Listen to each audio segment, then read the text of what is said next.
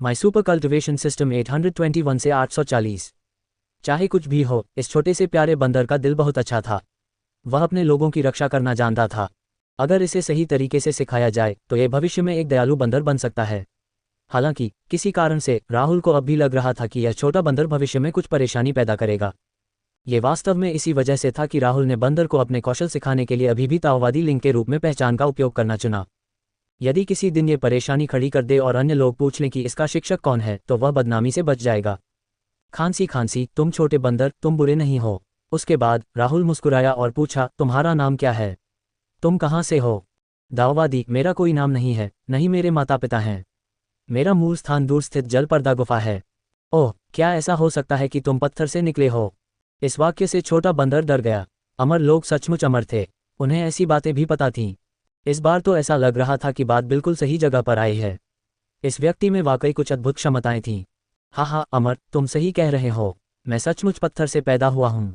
राहुल इसे और लंबा नहीं खींचना चाहता था और सीधे कहा, ठीक है, सीखने के प्रति आपके समर्पण को देखते हुए मैं आपके लिए एक अपवाद बनाऊंगा और आपको एक अद्वितीय साधना तकनीक सिखाने के लिए एक शिष्य के रूप में स्वीकार करूंगा। चूंकि तुम्हारा कोई नाम नहीं है, मैं तुम्हें एक नाम देता हूँ। सुन वुकोंग कैसा रहेगा? ये नाम सुनकर छोटा सा रोएदार बंदर दंग रह गया। सुन वुकोंग, ये बहुत अच्छा लगता है। ठीक है, मुझे नाम देने के लिए शुक्रिया टीचर, मुझे ये बहुत पसंद है। इस समय छोटा बंदर खुशी से नाच रहा था। आज से उसका भी नाम हो गया। इस क्षण से वुकोंग राहुल का चौथा शिष्य बन गया। हालांकि इस चौथे शिष्य के बारे में किसी को पता नहीं था और शायद कभी किसी को पता भी नहीं चलेगा। वुकोंग को स्वीकार करने के बाद राहुल ने तुरंत इस पर काम करने का फैसला किया। उसे इस अवसर का लाभ उठाकर तंत्र से और अधिक संसाधन प्राप्त करने थे। आखिरकार वुकोंग के जन्म के समय राहुल के पास 7 रंगों वाले पत्थर पर अंकित दिव्य रूनों में निहित साधना तकनीक थी। यदि वुकोंग के पास ये साधना तकनीक अजेय स्वर्ण शरीर होता तो विशालकाय वानर उसे पराजित नहीं कर पाता। वुकोंग, मेरे साथ आओ। ये दृश्य देखकर छोटा बंदर दंग रह गया।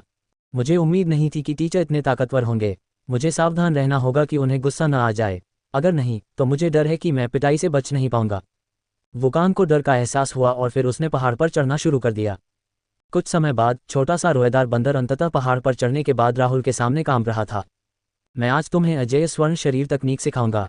अजेय स्वर्ण शरीर तकनीक? छोटा सा रोएदार बंदर थोड़ा हैरान था। हालांकि उसे नहीं पता था कि यह साधना तकनीक क्या है, पर यह असाधारण लग रही थी। राहुल मुस्कुराया और बोला, अजेय स्वर्ण शरीर तकनीक वज्रकला बहुत शक्तिशाली है। अगर आप इसे उच्चतम स्तर तक साधना कर सकें तो आपकी रक्षात्मक क्षमताएं आपको ब्लेड और यहां तक कि तत्वों से भी अछूती बना देंगी। कैसा रहेगा? क्या आप ये साधना तकनीक सीखना चाहेंगे? ये जानने के बाद कि यह तकनीक कितनी शक्तिशाली है, वुकोंग तुरंत उत्साह से उछल पड़ा और उन्मत्तता से सिर हिलाया। गुरुजी, कृपया मुझे ये साधना तकनीक सिखाएं, मैं इसे सीखना चाहता हूँ। वुकोंग आश्चर्यचकित था। उसने कभी सोचा भी नहीं था कि ताओवादी लिंग का शिष्य बनते ही वह इतनी शक्तिशाली साधना तकनीक सीख पाएगा। इससे वह बेहद खुश हुआ। बहुत अच्छा, मैं तुम्हें अभी सिखा दूंगा, राहुल ने मुस्कुराते हुए कहा। छोटा बंदर तुरंत राहुल के सामने बैठ गया। राहुल ने सहजता से अपना हाथ हिलाया और स्वर्णिम प्रकाश उत्सर्जित करने वाले दिव्य रून तुरंत आकाश में प्रकट हुए। फिर वे छोटे बंदर के शरीर में प्रवाहित हो गए। इस क्षण जब दिव्य रून उसके शरीर में विलीन हो गए तो नन्हे बंदर को यह जानकर बहुत आश्चर्य हुआ कि इस साधना तकनीक में निपुणता हासिल करने के लिए उसे कोई प्रयास करने की जरूरत नहीं पड़ी। ये बिल्कुल स्वाभाविक लग रहा था। दिव्य रून सीधे उसके शरीर के साथ जुड़ गए, जिससे वह तुरंत ही अधिक शक्तिशाली हो गया। ओह, ये तो बहुत बढ़िया है। छोटा सा रोएदार बंदर गहरी सांस लेने से खुद को रोक नहीं पाया। उसे साफ साफ एहसास हो रहा था कि उसका शरीर काफी मजबूत हो गया है। उसकी प्रतिरक्षा शक्ति अभूतपूर्व हो गई है और उसके शरीर के लगभग हर पहलू में काफी सुधार हुआ है। जब दिव्य रून छोटे बंदर के शरीर के साथ पूरी तरह से घुल मिल गए तो राहुल ने कहा, मैंने अभी अभी तुम्हारे शरीर में जो दिव्य रून डाले हैं उनमें साधना तकनीक के साथ साथ भारी मात्रा में ऊर्जा भी है। इस साधना तकनीक को अजेय स्वर्णिम बालक कहा जाता है। भविष्य में तुम इसी पर्वत शिखर पर लगन से साधना करोगे। ध्यान रखना, ढिलाई नहीं बरतनी है, समझे? राहुल का उपदेश सुनकर छोटे बंदर ने बिना किसी हिचकिचाहट के सहमति में सिर हिला दिया। सच कहूं तो वुकोंग को राहुल से यह साधना तकनीक सीखने की जरूरत नहीं थी। वह खुद इसमें महारत हासिल कर सकता था। हालांकि यदि वह अन्य साधना तकनीकों और दिव्य शक्तियों को विकसित करना चाहता था तो उसे पढ़ना सीखना होगा। सौभाग्य से इस छोटे से रोएदार बंदर में निधि के विपरीत सीखने की अभी भी बहुत क्षमता थी। डिंग, मेजबान ने अपने शिष्य को अजेय स्वर्ण शरीर तकनीक सिखा दी है और सिस्टम से 10,000 गुना क्रिटिकल इनाम प्राप्त किया है। लंबे समय से प्रतीक्षित सिस्टम अधिसूचना सुनकर राहुल बेहद उत्साहित था। जब उसकी साधना सीलबंद अमर क्षेत्र में पहुंची तो राहुल स्पष्ट रूप से महसूस कर सकता था कि जिस साधना तकनीक का वह अब तक उपयोग कर रहा था वह पिछड़ने लगी थी और उसे और आगे बढ़ाने के लिए पर्याप्त नहीं थी। इस प्रकार उन्हें एक शक्तिशाली साधना तकनीक की आशा थी जो इस समस्या का समाधान कर सके। अजय स्वर्ण शरीर तकनीक को अर्धअमर श्रेणी की साधना तकनीक माना जा सकता है, जिसका अर्थ है कि यह स्वर्ग श्रेणी की साधना तकनीकों से काफ़ी आगे थी।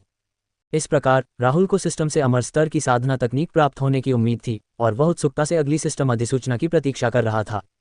डिंग, अराजकता स्तर की साधना तकनीक, अनंत प्रकाश प्राप्त करने के लिए बधाई। अराजकता स्तर, क्या यह अमरता की सीमा से भी ज्यादा था? ऐसा तो बिल्कुल ही लग रहा था। राहुल इसे देखने और यह जानने के लिए बेताब था कि इसमें क्या राज छिपे हैं।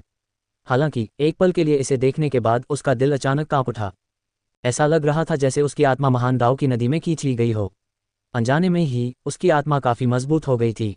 हा, इस बार तो सचमुच जैकपॉट लग गया। इस साधना तकनीक की मदद से मैं अपनी पिछली सीमाओं को पार कर सकता हूँ। राहुल ने मन ही मन खुशी से सोचा। जो बात उसे सबसे ज्यादा परेशान कर रही थी वो पूरी तरह से हल हो गई थी। अनंत प्रकाश साधना तकनीक का गंभीरता से अध्ययन करने के बाद राहुल और भी अधिक आश्चर्यचकित हो गया। अगर वह इसकी चरम सीमा तक साधना करे तो वह अनंत लोक तक पहुंच सकता है। मुहरबंद अमर लोक वास्तव में किसी को अमर नहीं बनाता था। बस इतना था कि मुहरबंद अमर लोक में पहुंचने के बाद व्यक्ति की जीवन शक्ति में जबरदस्त वृद्धि हो जाती थी, जिससे लोगों को ये भ्रम हो जाता था कि वे अमर हैं। वास्तव में कोई नहीं जानता था कि क्या कोई सच्ची अमरता प्राप्त कर सकता है। केवल अपनी साधना को निरंतर बढ़ाकर ही व्यक्ति अपनी जीवन शक्ति बढ़ा सकता था और दीर्घायु हो सकता था। साधना का मार्ग अंतहीन प्रतीत होता था। राहुल को यकीन नहीं था कि शाश्वत लोक के बाद भी कोई ऊंचा स्तर है या नहीं। ये तो समय ही बताएगा। हालांकि यह शाश्वत प्रकाश साधना तकनीक उसके लिए उन ऊंचाइयों तक पहुंचना संभव बनाएगी जहां वह पहुंच सकता था। बहुत बढ़िया, ये साधना वास्तव में बहुत अच्छी है, राहुल ने बहुत खुश होकर मन ही मन सोचा। अगले 30 दिनों तक राहुल 7 तारा गुफा निवास में रहे। उन्होंने अपना समय अनंत प्रकाश साधना तकनीक को समझने और उसका अभ्यास करने में बिताया, साथ ही वो कान को भी सिखाया। कुछ समय बीतने के बाद उन्हें इस साधना तकनीक की मोटी समझ प्राप्त हुई, जिससे उनके शरीर में आध्यात्मिक शक्ति अधिक प्रचुर हो गई और उनका शरीर भी मजबूत हो गया। अनंत प्रकाश तकनीक के बपतिस्मा के तहत उसके शरीर के भीतर अधिक अमर क्यूई प्रकट हुई। कुछ दिनों बाद जैसे ही सूरज उगा, राहुल ने अपनी आंखें खोलीं। एक क्षण में शक्तिशाली ऊर्जा उतार चढ़ाव ने द्वीप के चारों ओर समुद्र में विशाल ज्वारीय लहरें उत्पन्न कर दीं। ये दृश्य देखकर छोटा बंदर बुरी तरह डर गया। वह एक बड़े पत्थर से लिपट गया और किसी भी कीमत पर उसे छोड़ने को तैयार नहीं हुआ। शुरू में उसने सोचा था कि जब तक उसके गुरु साधना कर रहे होंगे वह आराम कर सकता है। वह अपने गुरु को चिढ़ाना भी चाहता था। हालांकि जो कुछ हुआ उसे देखने के बाद यह विचार जन्म से ही खत्म हो गया। हिस, गुरु सचमुच अमर हैं, वहां बैठने मात्र से ही वे इतनी शक्तिशाली ऊर्जा तरंगें छोड़ सकते हैं। मुझे आज्ञाकारी होना ही होगा, वरना अगर गुरु मुझे पकड़कर पीटेंगे तो शायद मैं उसे झेल नहीं पाऊंगा। वो कौन? राहुल से और भी ज्यादा डर गया। उसके निडर व्यक्तित्व को देखते हुए ये पहले से ही बहुत आश्चर्यजनक था। वुकांग, जैसे ही छोटा प्यारा बंदर बड़ी चट्टान को छोड़ने वाला था, राहुल ने अचानक उसे बुलाया, जिससे वुकांग डर गया। गुरुजी, मैं यहाँ हूँ। बिना किसी हिचकिचाहट के छोटे बंदर ने तुरंत सम्मानपूर्वक उत्तर दिया। राहुल ने छोटे रोएदार बंदर को उदासीनता से देखा और पूछा, तुम यहाँ क्यों हो? आज तुम्हारी साधना कैसी चल रही है? ये सुनकर छोटे बंदर को झूठ बोलने की बिल्कुल भी हिम्मत नहीं हुई। गुरुजी, मैंने आज का साधना सत्र पहले ही पूरा कर लिया है, लेकिन इस बिंदु पर छोटा बंदर हकलाने लगा, यह नहीं जानते हुए कि यह कहना उचित है या नहीं। वह यहाँ 30 दिनों से अधिक समय से साधना कर रहे थे और अजय स्वर्ण शरीर तकनीक से पहले से ही भलीभांति परिचित थे। यद्यपि वह बहुत अधिक शक्तिशाली हो गया था, फिर भी उसने एक बात स्पष्ट रूप से पहचान ली थी कि उसके गुरु ने उसे कोई शक्तिशाली दैवीय शक्तियां नहीं सिखाई थीं। यद्यपि उसके शरीर में असीम शक्ति थी, फिर भी वह नहीं जानता था कि उसका सही उपयोग कैसे किया जाए। इसलिए यदि उसका सामना किसी शक्तिशाली प्रतिद्वंद्वी से होता तो जब तक उसके पास अपने शरीर की शक्ति का प्रभावी ढंग से उपयोग करने का कोई तरीका न हो, उसे प्रतिद्वंद्वी को थका देने के लिए अपनी शक्तिशाली शारीरिक क्षमताओं पर निर्भर रहना पड़ता। दरअसल यही वजह थी कि वह राहुल को ढूंढने आया था। अगर उसका गुरु उसे दिव्य शक्तियां सिखा दे तो वह जल्दी लौटकर राक्षस को अच्छा सबक सिखा सकता था। छोटे बंदर के हाव भाव देखकर राहुल को पहले से ही अंदाजा हो गया था कि मामला क्या है, और उसने मुस्कुराते हुए कहा, तुम अपना अधीर स्वभाव कब बदलोगे? अभी तो बस कुछ ही दिन हुए हैं, क्या तुम थोड़ा इंतजार भी नहीं कर सकते? राहुल की यह बात सुनकर कि वह अधीर है, छोटे बंदर को एहसास हो गया कि उसकी योजना का पर्दाफाश हो गया है। इसलिए उसने राहुल को सच बता दिया। गुरुजी, मैं यहाँ दर्जनों दिनों से साधना कर रहा हूँ। हर दिन मैं बैठकर साधना तकनीक पर ध्यान करता हूँ। मैं ऐसे ही नहीं रहना चाहता, मैं कुछ दिव्य शक्तियाँ सीखना चाहता हूँ। गुरुजी, कृपया मुझे सिखाएं। राहुल छोटे बंदर की तत्परता और इच्छा को महसूस कर सकता था। हालांकि छोटे प्यारे बंदर को यह नहीं पता था कि अगर उसने पिछले दर्जनों दिनों में लगन से साधना नहीं की होती तो भले ही राहुल वास्तव में उसे दिव्य शक्तियां सिखाना चाहता, वह उन्हें बिल्कुल भी नहीं सीख पाता। सौभाग्य से वुकांग 30 दिनों से भी ज्यादा समय से गंभीरता से साधना कर रहा था, इसलिए उसकी हालत में तेजी से सुधार हुआ और वह स्वर्गलोक में पहुंच गया। शायद वह जल्द ही रहस्यवादी प्रभुलोक में पहुंच जाएगा। ईमानदारी से कहूं तो क्षमता के मामले में यहां तक कि राहुल भी वुकांग से थोड़ा ईर्ष्यालु था। अब जब समय आ गया था, राहुल अब यहां और नहीं रहना चाहता था। छोड़ो छोड़ो, मैं उसे कुछ शक्तिशाली दिव्य शक्तियां सिखाऊंगा। आज के बाद वह कैसे जिएगा ये सब उस पर निर्भर करेगा, राहुल ने मन ही मन सोचा। वह काफी समय से इस द्वीप पर था और अब यहां से जाने का समय आ गया था। राहुल के मुंह के कोने थोड़े से ऊपर की ओर मुड़ गए जब उसने छोटे बंदर को देखा।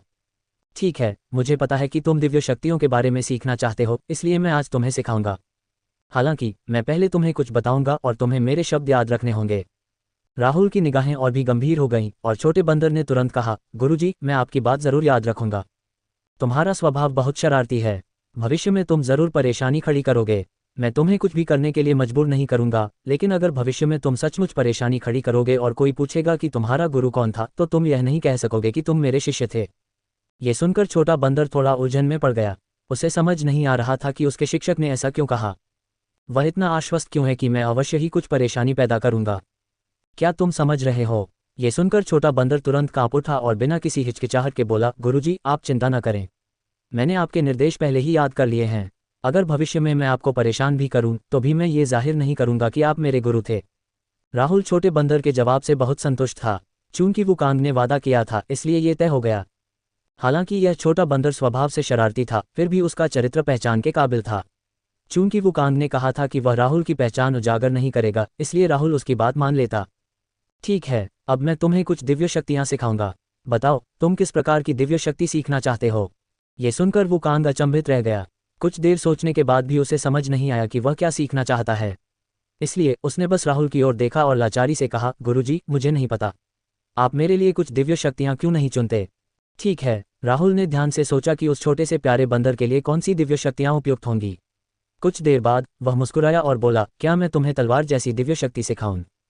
तलवार? कुछ देर सोचने के बाद वुकांग ने एक टहनी उठाई और उसे इधर उधर हिलाने लगा। हालांकि उसे यह ठीक नहीं लगा, इसलिए उसने जल्दी से अपना सिर हिलाया और कहा, नहीं नहीं। राहुल को थोड़ी निराशा हुई। वह तलवार दाव में माहिर था और इसे आगे बढ़ाना चाहता था, लेकिन ऐसा लग रहा था कि उसके इस प्यारे शिष्य को तलवार में कोई दिलचस्पी नहीं थी। खैर, बेहतर होगा कि बाद में उसे इस अवसर को गंवाने का पछतावा न हो। खुद को शांत करने के बाद राहुल ने धैर्यपूर्वक कहा, यदि आप तलवार जैसी दिव्य शक्ति नहीं सीखना चाहते तो मेरे पास अभी भी बिजली जैसी दिव्य शक्ति है। क्या आप इसे सीखना चाहते हैं? ये सुनकर छोटे प्यारे बंदर ने अपनी कल्पना को फिर से उड़ान भरने दिया। हालांकि उसे अब भी लग रहा था कि यह उसके लिए उपयुक्त नहीं है। मैं भी यह नहीं चाहता। राहुल इतना गुस्से में था कि काश वो पलटकर चला जाता। उसके पास जो दिव्य शक्तियां थीं वे सभी अद्भुत चालें थीं और अनगिनत लोग उन्हें सीखने के लिए कतार में खड़े होंगे। हालांकि वुकांग को उनमें बिल्कुल भी दिलचस्पी नहीं थी। गुरुजी, मैं जिस दिव्य शक्ति को सीखना चाहता हूँ वह सबसे शक्तिशाली और प्रभावशाली है। वुकांग ने कमजोरी से अपने विचार व्यक्त किए। यह मुश्किल नहीं था, वह बस अपने दुश्मनों को हराते हुए शानदार और अद्भुत दिखना चाहता था। उसे किसी और चीज की परवाह नहीं थी। दबंग, राहुल ने एक पल के लिए गंभीरता से सोचा, अपनी दिव्य शक्तियों की सूची में खोजबीन की।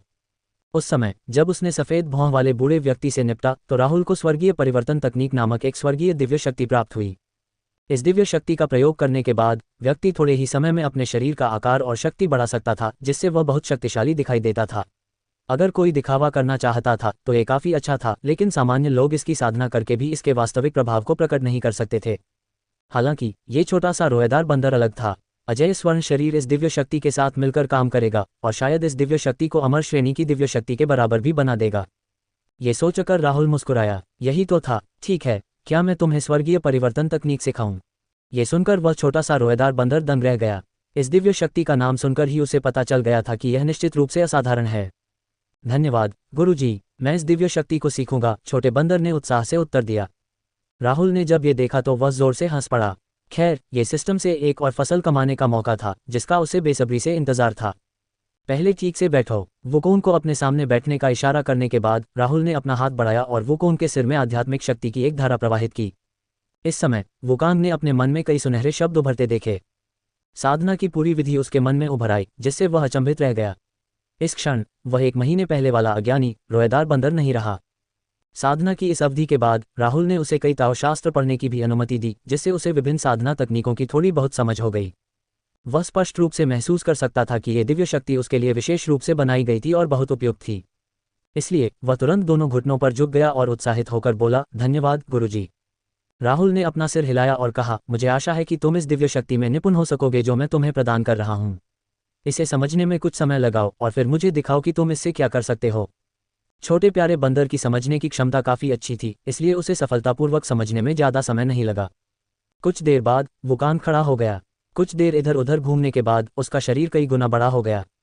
हे दिलचस्प दिलचस्प, और भी बड़ा होना होगा। छोटा सा रोएदार बंदर इतना उत्साहित हो गया कि बेतुकी बातें करने लगा। उसने कभी सोचा भी नहीं था कि यह स्वर्गीय परिवर्तन तकनीक इतनी दिलचस्प होगी, इसलिए वह अचानक फिर से चंचल हो गया। पलक झपकते ही वह छोटा बंदर कई दर्जन मीटर ऊंचा हो गया। जैसे जैसे उसका शरीर बढ़ता जा रहा था, वह साफ साफ महसूस कर रहा था कि उसकी ताकत भी उसी के साथ बढ़ रही है। हे भगवान! जैसे ही उसने बोलना समाप्त किया, छोटे बंदर का शरीर पहले ही 100 मीटर की ऊंचाई तक बढ़ गया था, जिससे राहुल डर गया। गौर करने वाली बात यह थी कि यह दिव्य शक्ति लोगों को डराने के लिए वाकई बहुत अच्छी थी। आखिरकार आकार भी तो एक तरह का निवारक था। डिंग! मेजबान ने अपने शिष्य को एक स्वर्गीय दिव्य शक्ति, स्वर्गीय परिवर्तन सिखाई है और उसे सिस्टम से एक महत्वपूर्ण इनाम मिला है। यह अंततः प्रकट हुआ। परिचित सिस्टम अधिसूचना सुनकर राहुल के होंठ थोड़े से मुड़ गए। इस बार उसे क्या मिलेगा? डिंग! 10,000 गुना क्रिटिकल रिवॉर्ड पाने पर बधाई। आपको अमर स्तर की दिव्य शक्ति, दिव्य प्रवर्धन प्राप्त हुआ है। जब राहुल को एहसास हुआ कि यह एक अमर श्रेणी की दिव्य शक्ति थी, तो वह तुरंत खड़ा हो गया। परमेश्वर का विस्तार। दिव्य रूपांतरण तकनीक केवल शरीर के आकार और शक्ति को बढ़ा सकती थी, लेकिन दिव्य प्रवर्धन तकनीक अलग थी। ये साधना स्तर को बढ़ा सकती थी। इसके अलावा इसका कोई दुष्प्रभाव भी नहीं था। ये सचमुच अपने नाम के योग्य था। इस बार तो उसे सचमुच जैकपॉट मिल गया था। राहुल बेहद खुश था। जब उसने उस छोटे बंदर को देखा तो उसे वह बहुत ही प्यारा लगा। इस दिव्य शक्ति के साथ वह अपने दुश्मनों का सामना और भी आत्मविश्वास से कर सकेगा, चाहे वे दूसरे महाद्वीपों के विशेषज्ञ हों या उस विचित्र लोक के रहस्यमय स्वामी। खुश होने के बाद राहुल ने उस छोटे बंदर की तरफ देखा, जो इस समय लगातार बढ़ रहा था और सिकुड़ रहा था। हालांकि अचानक उसे लगा कि कुछ गड़बड़ है। कुछ ही पल बाद उसे समझ आया कि उसे ऐसा क्यों लग रहा था। जब वह छोटा सा रोएदार बंदर और भी बड़ा हो गया तो उसका सिर बादलों में गहराई तक पहुंच गया। वहां पहुंचकर उसने अपना हाथ पास ही के एक बड़े महाद्वीप की ओर बढ़ाया। उसने उसे कसकर पकड़ लिया और लगातार हिलाने की कोशिश की। अरे बाप रे, आखिर क्या हो रहा है? दूसरे महाद्वीप के लोग हैरान रह गए। वे तुरंत बाहर निकल आए और ऊपर देखने लगे। आसमान में एक विशाल ताड़ का पेड़ दिखाई दिया और फिर उन्होंने एक बड़े बंदर के सिर को अपनी ओर देखते हुए देखा। वह मुस्कुरा रहा था और उनके महाद्वीप के किनारे को हिला रहा था। इस चंचल बंदर को देखकर इस महाद्वीप के विशेषज्ञ क्रोधित हो गए। तुम शापित बंदर, तुम्हें इतनी हिम्मत किसने दी? दहाड़ते हुए सिर पर मुकुट पहने एक विशाल बाघ अचानक प्रकट हुआ। ये बाघ एक रहस्यवादी प्रभु क्षेत्र विशेषज्ञ था और उसने बिना किसी हिचकिचाहट के वुकांग पर हमला कर दिया। ये देखकर वुकांग हक्का बक्का रह गया। वह समय पर कोई प्रतिक्रिया नहीं दे सका और कुछ हद तक हतप्रभ रह गया। उसकी साधना का स्तर इस बाघ के बराबर नहीं था, लेकिन स्वर्गीय परिवर्तन तकनीक के कारण वह अभी भी इस बाघ से मुकाबला करने में सक्षम था। हमला होने के बाद छोटा बंदर भी गुस्से से जल रहा था। उसने दांत पीसते हुए कहा, अरे बिल्ली, मुझ पर हमला करने की हिम्मत कैसे हुई? तू तो बस मौत को दावत दे रहा है। अपनी बात खत्म करते ही उसने मुट्ठी भींची और बाघ पर मुक्का मारा। बाघ को खतरा महसूस हुआ और वह बाल बाल बच गया। पंच उस जगह पर जमीन पर जा गिरा जहां वह पहले खड़ा था, जिससे वहां एक बड़ा गड्ढा बन गया। ये स्थिति देखकर इस महाद्वीप के इस भाग से आए विशेषज्ञों का समूह क्रोधित हो गया। अरे, क्या पूर्वी महाद्वीप हमें खुलेआम उकसा नहीं रहा है? हमारे दोनों महाद्वीपों के बीच टकराव सिर्फ कुछ दर्जन दिनों के लिए हुआ है और उसके बाद से कुछ नहीं हुआ है। लेकिन ऐसा लगता है कि वे हमें उकसाने की दिशा में पहला कदम उठा रहे हैं। यदि हम जवाबी कार्रवाई नहीं करेंगे तो क्या हमें नीची नज़र से नहीं देखा जाएगा? छोटे बंदर की शरारती हरकत से पहले ही दोनों महाद्वीपों के बीच नफरत पैदा हो चुकी थी। हालांकि छोटे बंदर को बिल्कुल भी पता नहीं था कि क्या हो रहा है और वह अभी भी खुशी से खेल रहा था। इस स्थिति का पता चलने के बाद राहुल ने फैसला किया कि वह अब इस छोटे बंदर को पढ़ाना जारी नहीं रख सकता। सच में मेरा अंदाजा सही था। ये छोटा सा बंदर तो बस मुसीबत खड़ी करना ही जानता है। भूल जाओ, मेरे लिए यहाँ से चले जाना ही बेहतर है। एक पल सोचने के बाद राहुल ने छोटे बंदर की हरकतों को रोकने की कोई कोशिश नहीं की। इसके बजाय वह चुपचाप द्वीप से चला गया। पूर्वी सागर छोड़ने के बाद राहुल अपने मूल रूप में लौट आया। अब से ताओवादी लिंग की यह पहचान शायद फिर कभी प्रकट न हो। राहुल उस महाद्वीप यानी शुवान महाद्वीप के विशेषज्ञों से नहीं डरता था। हालांकि वह बिना किसी कारण बलि का बकरा नहीं बनना चाहता था। वुकांग को अपनी समस्याएं खुद ही सुलझानी होंगी। वैसे भी दुनिया के नियमों से जन्मा एक प्राणी होने के नाते वुकांग इतनी आसानी से नहीं मरेगा। हे बेवकूफ बंदर, बस देखो मैं तुम्हारे साथ कैसे पेश आता हूँ।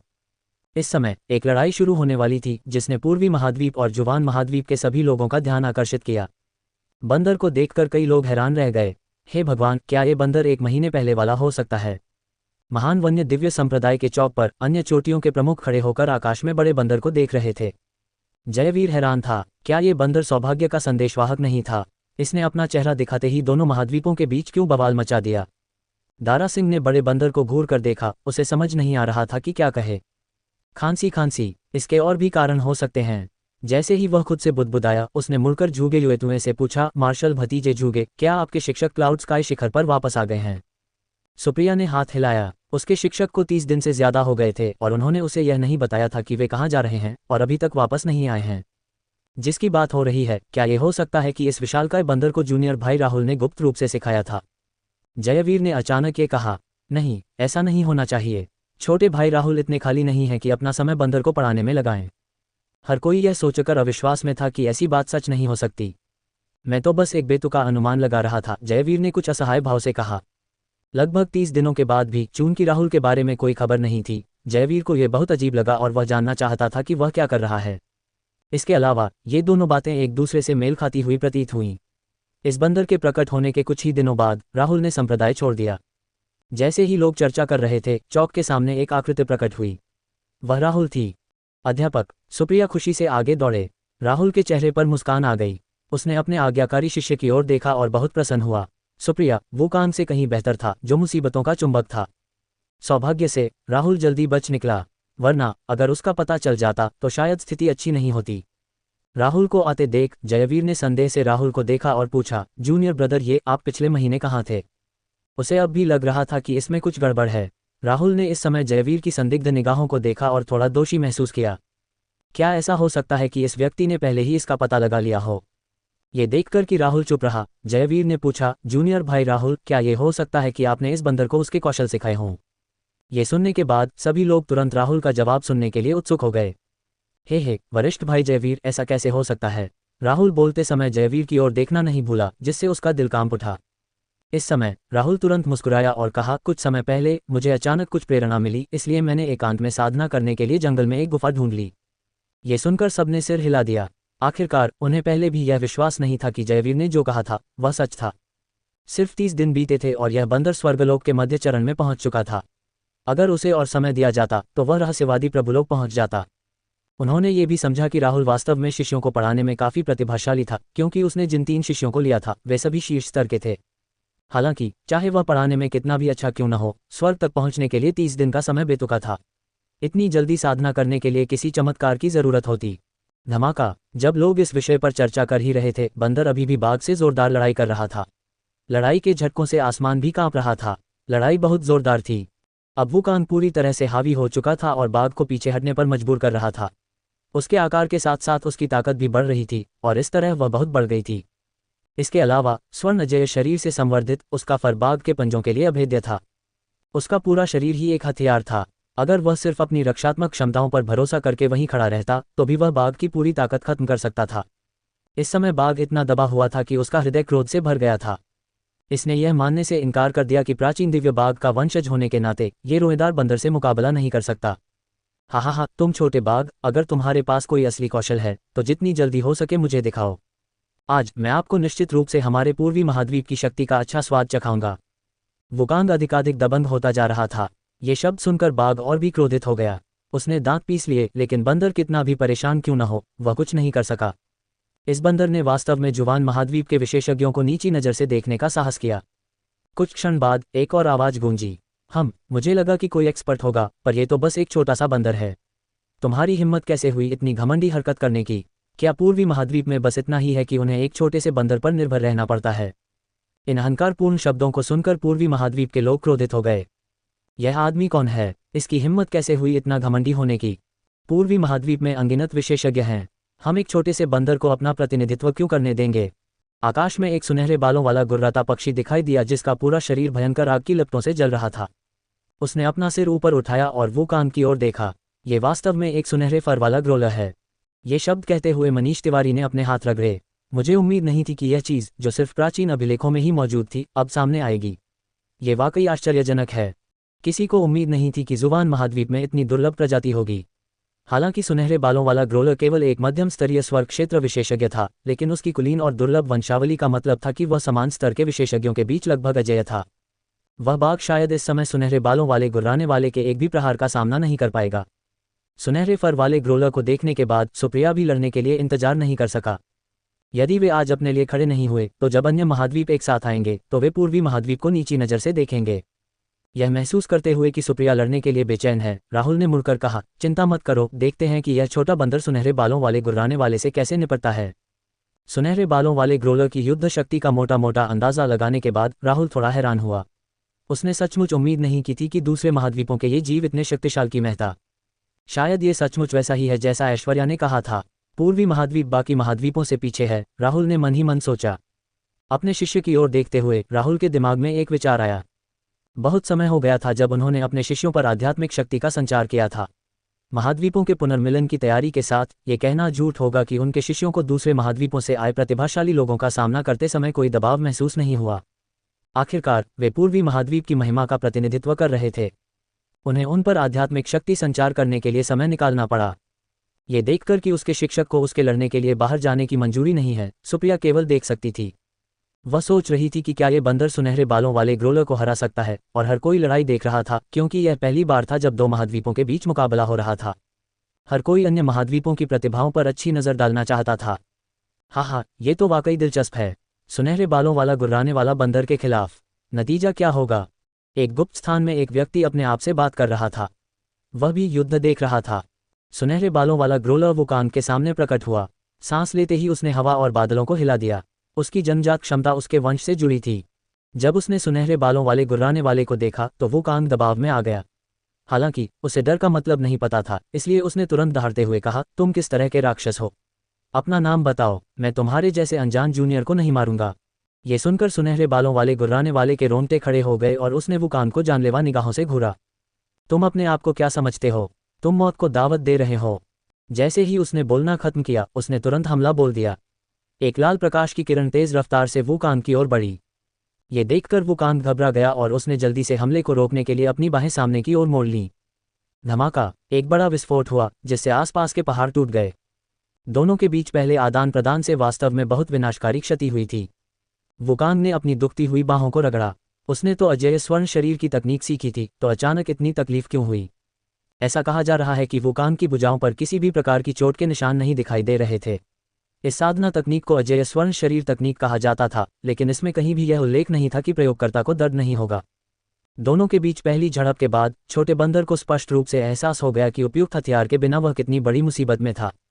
उसे नहीं पता था कि सुनहरे बालों वाले ग्रोलर ने वह लाल किरण कैसे पैदा की थी। उसे बस इतना पता था कि इससे दर्द होता है। तुम कूड़े के टुकड़े हो, अब तुम्हें पता चला कि मैं कितना शक्तिशाली हूँ। सुनहरे बालों वाले गुर्राने वाले ने तिरस्कारपूर्वक उपहास किया, जिससे वुकांग को बहुत गुस्सा आया। ये दूसरी बार था जब उसे अपमानित होना पड़ा था, पहली बार उस विशालकाय वानर के हाथों। तुम शापित जानवर, मैं तुम्हें मुक्का मारूंगा। वुकांग उछलकर सुनहरे बालों वाले ग्रोलर की गर्दन पर बैठ गया। उसने अपनी बड़ी मुट्ठी उठाई और सुनहरे बालों वाले ग्रोलर के सिर पर मुक्का मारा। ये सुनहरी बालों वाला गुर्राने वाला पागल हो गया। उसने कभी सोचा भी नहीं था कि यह बंदर इतना दुस्साहसी होगा। आखिरकार उसके शरीर से निकलने वाली लपटें ऐसी नहीं थीं जिन्हें कोई भी जीवित प्राणी झेल सके। हालांकि बंदर को आग की लपटों से कोई फर्क नहीं पड़ा। आखिर हो क्या रहा था? गर्जन। बंदर द्वारा मारे जाने के बाद सुनहरे बालों वाला गुर्राने वाला कुत्ता दर्द से चिल्लाया। महान! जयवीर ने तुरंत उत्साह से चिल्लाते हुए प्रशंसा में ताली बजाई। उस सुनहरे बालों वाले गुर्राने वाले की सजा, इतना दिखावटी अभिनय करने की यही सजा। उसे मार डालो। दोनों लड़ाक के मध्य स्तरीय स्वर्गलोक के विशेषज्ञ थे और उनके वंश दुर्लभ थे। 7 रंगों वाले पत्थर से पैदा हुए एक बंदर के रूप में वुकांग का वंश सुनहरे बालों वाले ग्रोलर से भी कमतर नहीं था। इस समय दोनों ने सबसे आदिम युद्ध पद्धति का उपयोग किया, जो कि लगातार अपने शरीर से लड़ना था। अजेय स्वर्ण शरीर की बदौलत वुकांग धीरे धीरे बढ़त हासिल कर रहा था। हालांकि ये बढ़त ज्यादा देर तक नहीं रही। अब स्वयं को और अधिक रोक पाने में असमर्थ सुनहरे बालों वाले ग्रोलर ने अपनी जन्मजात दिव्य शक्ति को प्रकट कर दिया। तुम शापित बंदर, मैं तुम्हें मार डालूंगा और तुम्हारी खाल उतार लूंगा। शाप देने के बाद सुनहरे बालों वाले ग्रोलर ने अपना मुंह खोला और एक गहरी सांस ली, इससे पहले कि वह ऊर्जा की एक और शक्तिशाली लहर छोड़ता, जिसने वुकांग को चौंका दिया। इस ऊर्जा की लहर से यह स्थिर हो गया। सबको अंदाजा हो गया कि बंदर मर सकता है। कुछ ही पल बाद सुनहरे बालों वाले ग्रोलर का शरीर फूल गया और उसने बंदर को एक पल में अपने पेट में निगल लिया। उसने अपने होंठ भी चटकाए। बंदर वास्तव में हार गया। ये देखकर कि उनका प्रतिनिधि लड़ाई हार गया है, पूर्वी महाद्वीप के लोगों को अफसोस हुआ। इस समय लोग सोच रहे थे कि उनके सम्मान को बचाने के लिए कौन आगे आएगा, और लगभग सभी ने एकमत होकर महान वन्य दिव्य संप्रदाय के सदस्यों की ओर देखा। केवल कुछ ही लोगों ने अमेज़न दिव्य संप्रदाय और अन्य बलों की शक्तियों को देखा। वर्तमान स्थिति के आधार पर केवल सुप्रिया, निधि, पुनर्जन परी और मनीष तिवारी में ही सुनहरे फर वाले ग्रोलर से लड़ने की क्षमता थी। उनकी उम्मीदें सुप्रिया पर केंद्रित थीं, लेकिन वह लड़ना क्यों नहीं चाहती थी? दुर्भाग्यवश उसकी शिक्षिका ने उसे इसकी अनुमति नहीं दी थी, इसलिए उसके पास वहीं रुककर देखने के अलावा कोई विकल्प नहीं था। हे, क्या पूर्वी महाद्वीप में सचमुच कोई और प्रतिनिधि नहीं है? क्या ये छोटा सा बंदर ही सब कुछ है? कितनी शर्मनाक बात है, सुनहरे बालों वाले गुर्राने वाले ने मजाक उड़ाते हुए कहा। हालांकि इस समय उसे अचानक अपने पेट में बहुत तेज दर्द महसूस हुआ, जिससे उसका पूरा शरीर कांपने लगा। क्या हुआ? देखने वालों ने भी देखा कि सुनहरे बालों वाले ग्रोलर के हाव भाव में कुछ गड़बड़ है, और वे भी हैरान रह गए। यहाँ तक कि सुनहरे बालों वाला ग्रोलर भी हैरान था। क्या ऐसा हो सकता है कि मेरे द्वारा बंदर को निगलने के बाद भी वह जीवित हो? वह इस बात पर यकीन नहीं करना चाहता था। हर बार जब वह इस दिव्य शक्ति वाले किसी प्राणी को निगलता था तो वह पलक झपकते ही मर जाता था, और उसकी शक्ति बढ़ाने के लिए उसे परिष्कृत कर दिया जाता था। दुर्भाग्यवश वुकांग अधिकांश तत्वों से प्रतिरक्षित था, इसलिए वह बिना किसी नुकसान के उसके पेट में बैठा रहा। हे, क्या आप हैरान हैं? छोटा बंदर गर्व से चिल्लाया। उसकी आवाज़ से सबको पता चल गया कि वह बहुत खुश था। तुम शापित बंदर! सुनहरे बालों वाला गुर्राने वाला क्रोध से भर गया और तुरंत अपनी पूरी शक्ति का प्रयोग करने लगा। उसका शरीर लाल हो गया, क्योंकि उसके शरीर के चारों ओर की लपटें तेज हो गईं, जो बंदर को जिंदा पकाने की कोशिश कर रही थीं। आसपास का तापमान तेजी से बढ़ गया। इस क्षण वुकांग को एहसास हुआ कि कुछ गड़बड़ है। फिर भी वह निडर रहा और सुनहरे बालों वाले गुर्राने वाले का मजाक उड़ाता रहा। बस इतना ही है, जरा थोड़ा और गर्म कर दो, अंदर तो सोना जैसा आरामदायक माहौल है। ये सुनकर सुनहरे बालों वाले गुर्राने वाले ने आग उगल दी। हालांकि चाहे वह कितना भी गुस्से में क्यों न हो, वह कुछ नहीं कर सकता था। धत्तेरी की! वह गर्मी बढ़ाने के लिए अपनी आध्यात्मिक शक्ति का प्रयोग करता रहा, लेकिन अचानक और भी अधिक तीव्र दर्द ने उसके शरीर को झकझोर दिया, जिससे उसके शरीर से खून बहने लगा। वह साफ महसूस कर सकता था कि बंदर उसके पेट के अंदर से उसके अंदरूनी अंगों पर घुसे बरसा रहा है। ये बहुत दर्दनाक था। पुची! चमकदार लाल रक्त का एक और कौर थूकने के बाद सुनहरे बालों वाले ग्रोलर का पूरा शरीर कांप उठा जब वह आकाश से नीचे गिरा। हर कोई पहले से ही अचंभित था। जमीन पर गिरने के बाद भी वह इधर उधर लुढ़कता रहा। लुढ़कते हुए वह दर्द से चिल्लाया, आह! बहुत दर्द हो रहा है। तीव्र दर्द महसूस करते हुए सुनहरे बालों वाला गुर्राने वाला पक्षी जमीन पर घुटनों के बल बैठ गया और दया की भीख मांगने लगा। जन्म के बाद से यह पहली बार था जब उसे इतना दर्द हुआ था। आखिरकार उसके फर में मजबूत रक्षात्मक गुण तो थे, लेकिन उसके आंतरिक अंगों के बारे में ऐसा नहीं कहा जा सकता था। कुछ ही क्षणों में सुनहरे बालों वाला ग्रोलर भारी सांस लेने लगा और मृत्यु के कगार पर पहुंच गया। तुम कूड़े के टुकड़े हो, क्या अब तुम आश्वस्त हो? उन मुक्कों को मारने के बाद वुकांग को बहुत बेहतर महसूस हुआ। चलो, मुझे पकाते रहो, मैं मुंह के मारता रहूंगा। देखते हैं हम दोनों में से कौन ज्यादा देर टिकता है। नहीं, बस। मास्टर बंदर, कृपया मुझे जाने दो, सुनहरे बालों वाले गुर्राने वाले ने तीव्र दर्द सहन किया और कहा। आदरणीय स्वामी वानर, कृपया मेरे शरीर को छोड़ दीजिए, मुझे अपनी गलती का एहसास हो गया है। सुनहरे बालों वाले ग्रोलर को अंततः ये समझ में आ गया कि यह बंदर अधिकांश तत्वों के प्रति अभेद्य है और उसे अपने पेट में निगलना एक भयानक निर्णय था। हा, सुनहरे बालों वाले गुर्राने वाले को दया की भीख मांगते हुए सुनकर वुकांग दिल खोलकर हंस पड़ा। फिर उसने कहा, जरूर, मैं बाहर आ सकता हूँ, लेकिन तुम्हें पहले घुटनों के बल बैठकर 3 बार जोर से चिल्लाना होगा कि तुम एक कूड़ा हो, तभी मैं तुम्हारी जान बख्श दूंगा। ये सुनकर सुनहरे बालों वाला गुर्राने वाला आग बबूला हो गया। वह ऐसा अपमानजनक काम कैसे कर सकता है? फिर उसके आंतरिक अंगों पर कुछ और घूंसे पड़े। तुम एक कूड़े का टुकड़ा हो, तुम एक कूड़े का टुकड़ा हो, तुम एक कूड़े का टुकड़ा हो। ये 3 वाक्य सुनकर बंदर क्रोधित हो गया। ठीक से कहो। वुकांग ने सुनहरे बालों वाले ग्रोलर के पेट की दीवारों पर अपनी मुठ्ठियां कुछ और बार पटकी, जिससे ग्रोलर दर्द से चिल्ला उठा। सुनहरे बालों वाला गुर्राने वाला कुत्ता इतना दर्द में था कि वह रोना चाहता था। अगर तुमने सही ढंग से नहीं कहा तो मैं तुम्हारे सभी आंतरिक अंगों को तोड़ दूंगा। ये सुनकर सुनहरे बालों वाला गुर्राने वाला बुरी तरह डर गया और कांपता हुआ खड़ा हो गया। वह बस अपने दिल के गुस्से को दबा पा रहा था। साले बंदर, मेरे साथ ऐसा व्यवहार करने की तेरी हिम्मत कैसे हुई? जब तू बाहर आएगा तो मैं तेरी खाल जिंदा ही नोच लूंगा। अंत में सुनहरे बालों वाला ग्रोलर नाराजगी में चिल्लाया, मैं कचरे का एक टुकड़ा हूँ, मैं कचरे का एक टुकड़ा हूँ, मैं कचरे का एक टुकड़ा हूँ। मास्टर बंदर, क्या तुमने सुना? उसे ये शब्द कहने के लिए मजबूर करना वाकई बहुत मुश्किल काम था। आखिरकार हर नेक जानवर का अपना गौरव होता है। हाँ, यह अच्छा है। वुकांग आखिरकार संतुष्ट हो गया और बोला, अपना मुंह पूरा खोलो, मैं अभी बाहर आता हूँ। सुनहरे बालों वाले गुर्राने वाले ने तुरंत अपना मुंह चौड़ा कर दिया और वुकांग बाहर कूद गया। ये दृश्य देखने के बाद राहुल आह भरने से खुद को रोक नहीं सका। बंदर अपने शत्रु के प्रति इतना कोमल हृदय कैसे हो सकता है। राहुल भी थोड़ा लापरवाह था। वह वुकांग को साधना जगत की वास्तविकताओं के बारे में सिखाना ही भूल गया। हालांकि यह कोई बड़ी बात नहीं थी, क्योंकि जो कुछ जल्द ही होने वाला था उसे अनुभव करने के बाद वुकांग फिर से ऐसी गलती नहीं करेगा। क्या बकवास है, क्या ये बंदर बेवकूफ़ है। यहाँ तक कि जयवीर भी अचंभित रह गया। किस कमीने ने इस बंदर को सिखाया। उसके गुरु ने उसे इतनी ज़रूरी बात कैसे नहीं सिखाए। ऐसे महत्वपूर्ण क्षण में इस बंदर ने वास्तव में दुश्मन को छोड़ दिया। गुरु और शिष्य दोनों मूर्ख हैं। ये सुनकर राहुल का चेहरा थोड़ा कांप उठा।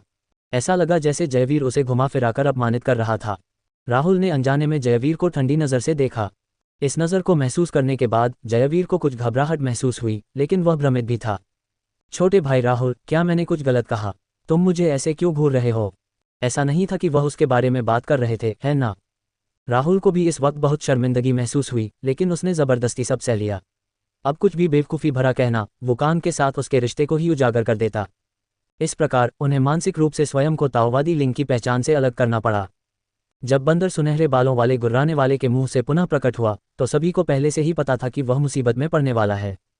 वुकांग अभी बाहर आया ही था और उसने अभी तक कुछ भी नहीं कहा था कि उसे लगा कि उस पर हत्या का ठंडा इरादा हावी हो गया है। वह पलटा और देखा कि सुनहरे बालों वाला गुर्राने वाला उस पर दांत दिखा रहा था। तुम शापित बंदर, तुम सचमुच अच्छे हो। जब से मैं पैदा हुआ हूं आप मुझे इस स्थिति में लाने वाले पहले व्यक्ति हैं। मैं इस दर्द के लिए तुम्हें 100 गुना बदला दूंगा। जैसे ही उसने बोलना समाप्त किया, सुनहरे बालों वाले गुर्राने वाले ने अपनी सारी शक्ति छोड़ दी।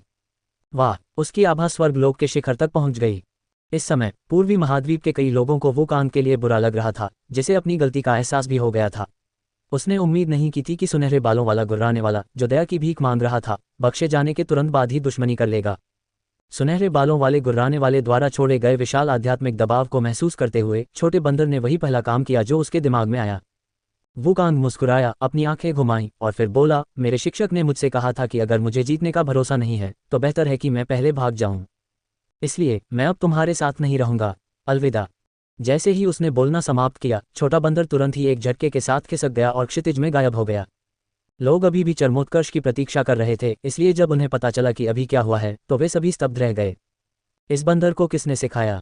ये बंदर मूर्ख और बेशर्म क्यों था? जब वह लड़ सकता था तो वह बहुत घमंडी था, लेकिन जब उसे एहसास हुआ कि वह दूसरे पक्ष का मुकाबला नहीं कर सकता तो वह तुरंत भाग गया। जयवीर भी इस समय घृणा से अपने दांत पीस रहा था। ये बदबूदार बंदर मुसीबत खड़ी करने के बाद दुम दबाकर भाग गया। क्या ये उम्मीद करता है कि हम उसकी सफाई करेंगे? किस विशेषज्ञ ने इस शिष्य को सिखाया? इसे अभी प्रकट होना चाहिए। यहाँ तक कि सुनहरे बालों वाला गुर्राने वाला भी अचंभित रह गया। भाड़ में जाओ। उसने इतने समय तक अपमान सहा क्योंकि वह इस बंदर से उचित तरीके से निपटना चाहता था, लेकिन जैसे ही उसने अपनी पूरी शक्ति प्रकट की, बंदर वास्तव में भाग गया। ऐसी स्थिति में वह अपना गुस्सा किस पर निकाले? अरे बदबूदार बंदर, इधर वापस आ। क्या तुम सब पूर्वी महाद्वीप के लोग जोकर हो? ये सुनकर पूर्वी महाद्वीप के दर्शक भड़क उठे। क्या इस अज्ञानी सुनहरे बालों वाले गुर्राने वाले ने वास्तव में ऐसे अभिमानी शब्द कहने का साहस किया? अरे वो बंदर डर गया होगा, पर मैं नहीं। मैं तुमसे निपट लूंगा। कोई अब खुद को रोक नहीं सका और आकाश की ओर दौड़ पड़ा। इसने सबका ध्यान आकर्षित किया। कौन है भाई? उस सुनहरे फर वाले गुर्राने वाले के रहते हुए कौन इतना बहादुर है कि कार्रवाई करे? जब सभी को अंततः पता चला कि वह कौन था तो वे अवाक रह गए। क्या ये वही व्यक्ति नहीं है जिसे निधि ने पीटा था? आह, भूल जाओ, भूल जाओ। चलो, यहाँ देखने को कुछ भी नहीं है। युनहाई ने मूल रूप से सोचा था कि अगर वह इस समय बहादुरी से कार्रवाई करने का फैसला करता है तो वह निश्चित रूप से हजारों लड़कियों को आकर्षित करने में सक्षम होगा। हालांकि उन्हें केवल तिरस्कार भरी नजरों से देखा गया और लोग वहां से जाने लगे। हे भगवान, क्या तुम कम से कम मुझे कुछ सम्मान नहीं दे सकते और कुछ देर तक देख नहीं सकते? क्या वह सचमुच इतना बुरा था? यद्यपि वह वास्तव में कुछ समय पहले ही निधि से पराजित हुआ था, लेकिन अनगिनत अन्य लोगों को भी यही भाग्य भोगना पड़ा था, है न? जहां तक राहुल का सवाल है, उसे इस बात पर आश्चर्य तो हुआ कि यह व्यक्ति भी एक मध्य स्तरीय स्वर्गीय क्षेत्र का साधक था, लेकिन उसे यह भी लगा कि पूर्वी महाद्वीप की स्थिति बहुत खराब थी। कम से कम वहां कुछ प्रतिभाशाली लोग तो थे। नव उठने वाले जूनियरों में सुप्रिया, मनीष तिवारी, पुनर्जन्म परी और कुछ अन्य लोगों को छोड़कर बहुत कम लोग थे जो इस स्तर तक पहुंच सके। उदाहरण के लिए सर्वोच्च दिव्य संप्रदाय के ज़ैत्यान्यू की हालत बहुत दयनीय थी। कई उतार चढ़ावों के बावजूद वह अभी भी शून्य लोक के शिखर पर था। ये दिलचस्प है, देखते हैं वह इससे कैसे निपटता है। तुम कौन हो? तुम में मुझे भड़काने की हिम्मत है? सुनहरे बालों वाला गुर्राने वाला कुत्ता जब युनहाई को आते देखा तो ठहाके लगाकर हंसने लगा। मुझे ये मत बताइए कि पूर्वी महाद्वीप में आपके पास कोई विशेषज्ञ नहीं है। क्या वो वाकई कोई प्रतिनिधि है या सिर्फ तोप का चारा है? ये सुनकर पूर्वी महाद्वीप के प्रतिभाशाली लोगों के चेहरे एकदम बदल गए और वे सब दौड़कर उस सुनहरे बालों वाले गुर्राने वाले को पीटना चाहते थे। अरे यार, क्या ये कमीना बहुत घमंडी नहीं है? हमारे पूर्वी महाद्वीप में बहुत से प्रतिभाशाली लोग हैं, ये साला बकवास कर रहा है। आज की लड़ाई पहले से ही दोनों महाद्वीपों के लिए सम्मान का विषय थी। यह एहसास होने के बाद कि दुश्मन उसे घूर रहा है, युनहाई जरा भी नाराज नहीं हुआ। तलवार की आभा बिखेरते हुए उसके मुंह के कोने थोड़े से सिकुड़ गए। ओह, इस आदमी में वाकई कुछ हुनर है। इस समय सभी लोग काफी हैरान थे। उन्हें सचमुच उम्मीद नहीं थी कि यह व्यक्ति, जिसे उस समय निधि ने बेरहमी से दबाया था, वास्तव में देखने लायक होगा। जिस क्षण युनहाई ने अपनी तलवार की आभा जारी की, सुनहरे बालों वाले ग्रोलर ने अंततः उसे गंभीरता से लेना शुरू कर दिया। हाँ, मुझे उम्मीद नहीं थी कि तुम में इतनी क्षमता होगी, लेकिन यही तो बात है। खैर, चूंकि वह बंदर पहले ही भाग चुका है, इसलिए तुम्हें मेरे क्रोध का खामियाजा भुगतना पड़ेगा। जैसे ही उसने बोलना समाप्त किया, सुनहरे बालों वाले गुर्राने वाले ने एक बार फिर से घनी लपटें छोड़ीं तथा उसके शरीर के चारों ओर अग्नि में दिव्य रून प्रकट हो गए। उन्होंने अभी अभी एक दूसरे पर वार किया था, लेकिन युनहाई तुरंत पराजित हो गया और जमीन पर गिर पड़ा। यह दृश्य देखकर आसपास सन्नाटा छा गया। यह इतना तेज कैसे हो सकता है? कई बार हूटिंग के बाद युनहाई एक बदसूरत अभिव्यक्ति के साथ खड़ा हुआ। वह अपने आसपास के लोगों के तिरस्कार को स्पष्ट रूप से महसूस कर सकता था और उसका चेहरा लाल हो गया।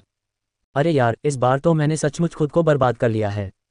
दरअसल उसकी साधना तकनीक काफ़ी शक्तिशाली थी, लेकिन सबसे महत्वपूर्ण बात यह थी कि उसे शक्ति संचय करने में काफ़ी समय लगा। इससे पहले कि वह पूरी तरह तैयार होता, दुश्मन उस पर टूट पड़ा था, जिससे उसे पलटवार करने का कोई मौका नहीं मिला। अब उसने युद्ध में खुद को 2 बार शर्मिंदा किया था, एक बार निधि के सामने और दूसरी बार सुनहरे बालों वाले गुर्राने वाले के सामने। भाड़ में जाओ। मैंने सोचा था कि वह बहुत ताकतवर है, लेकिन पता चला कि वह एक बेकार कूड़ा भी है। आसानी से विजय प्राप्त करने के बाद सुनहरे बालों वाला गुर्राने वाला जोर से हंसने लगा और भी अधिक अनियंत्रित हो गया। क्या ये हो सकता है कि पूर्वी महाद्वीप में बस यही सब है? क्या कोई भी कुछ चालों से अधिक नहीं टिक सकता? मैंने सचमुच पूर्वी महाद्वीप का अधिक अनुमान लगा लिया है।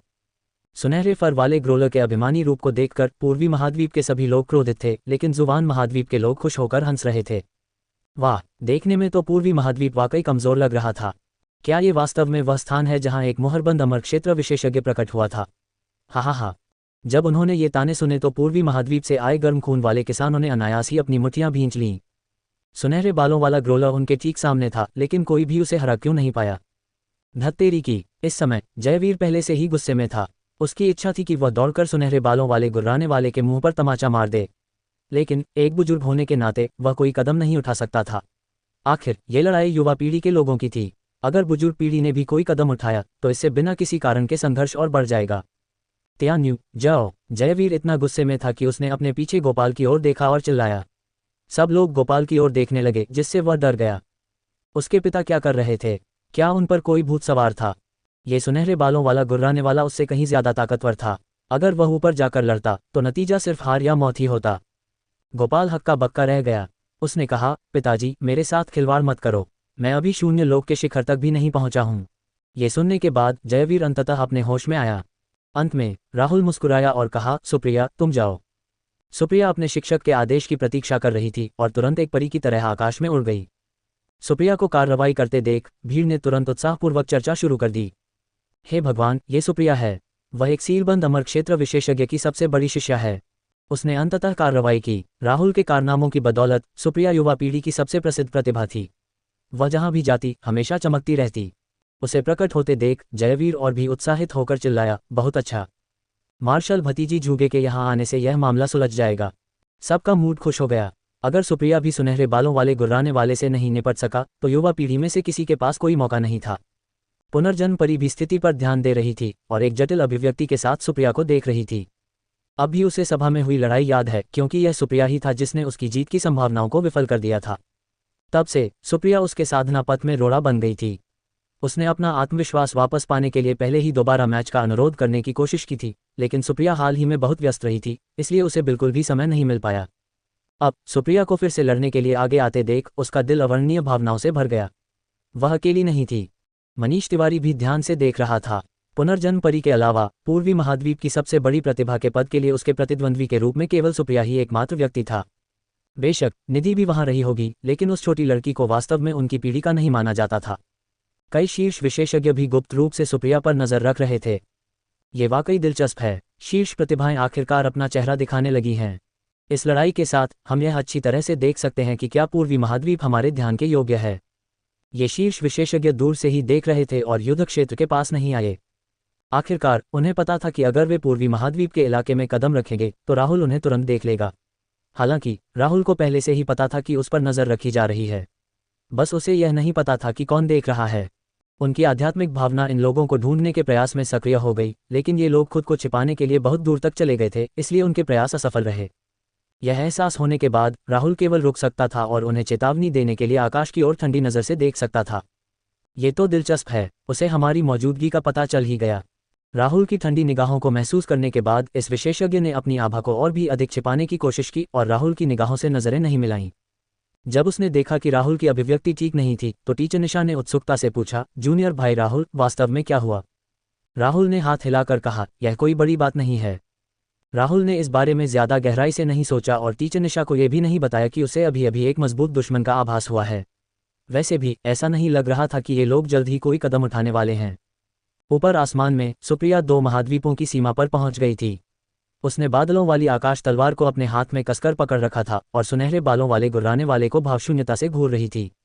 हा, लगता है मैं सही था। पूर्वी महाद्वीप में वाकई कोई विशेषज्ञ नहीं है। सुप्रिया ने बस इतना ही जवाब दिया, मैं तुम्हें सबक सिखाऊंगा।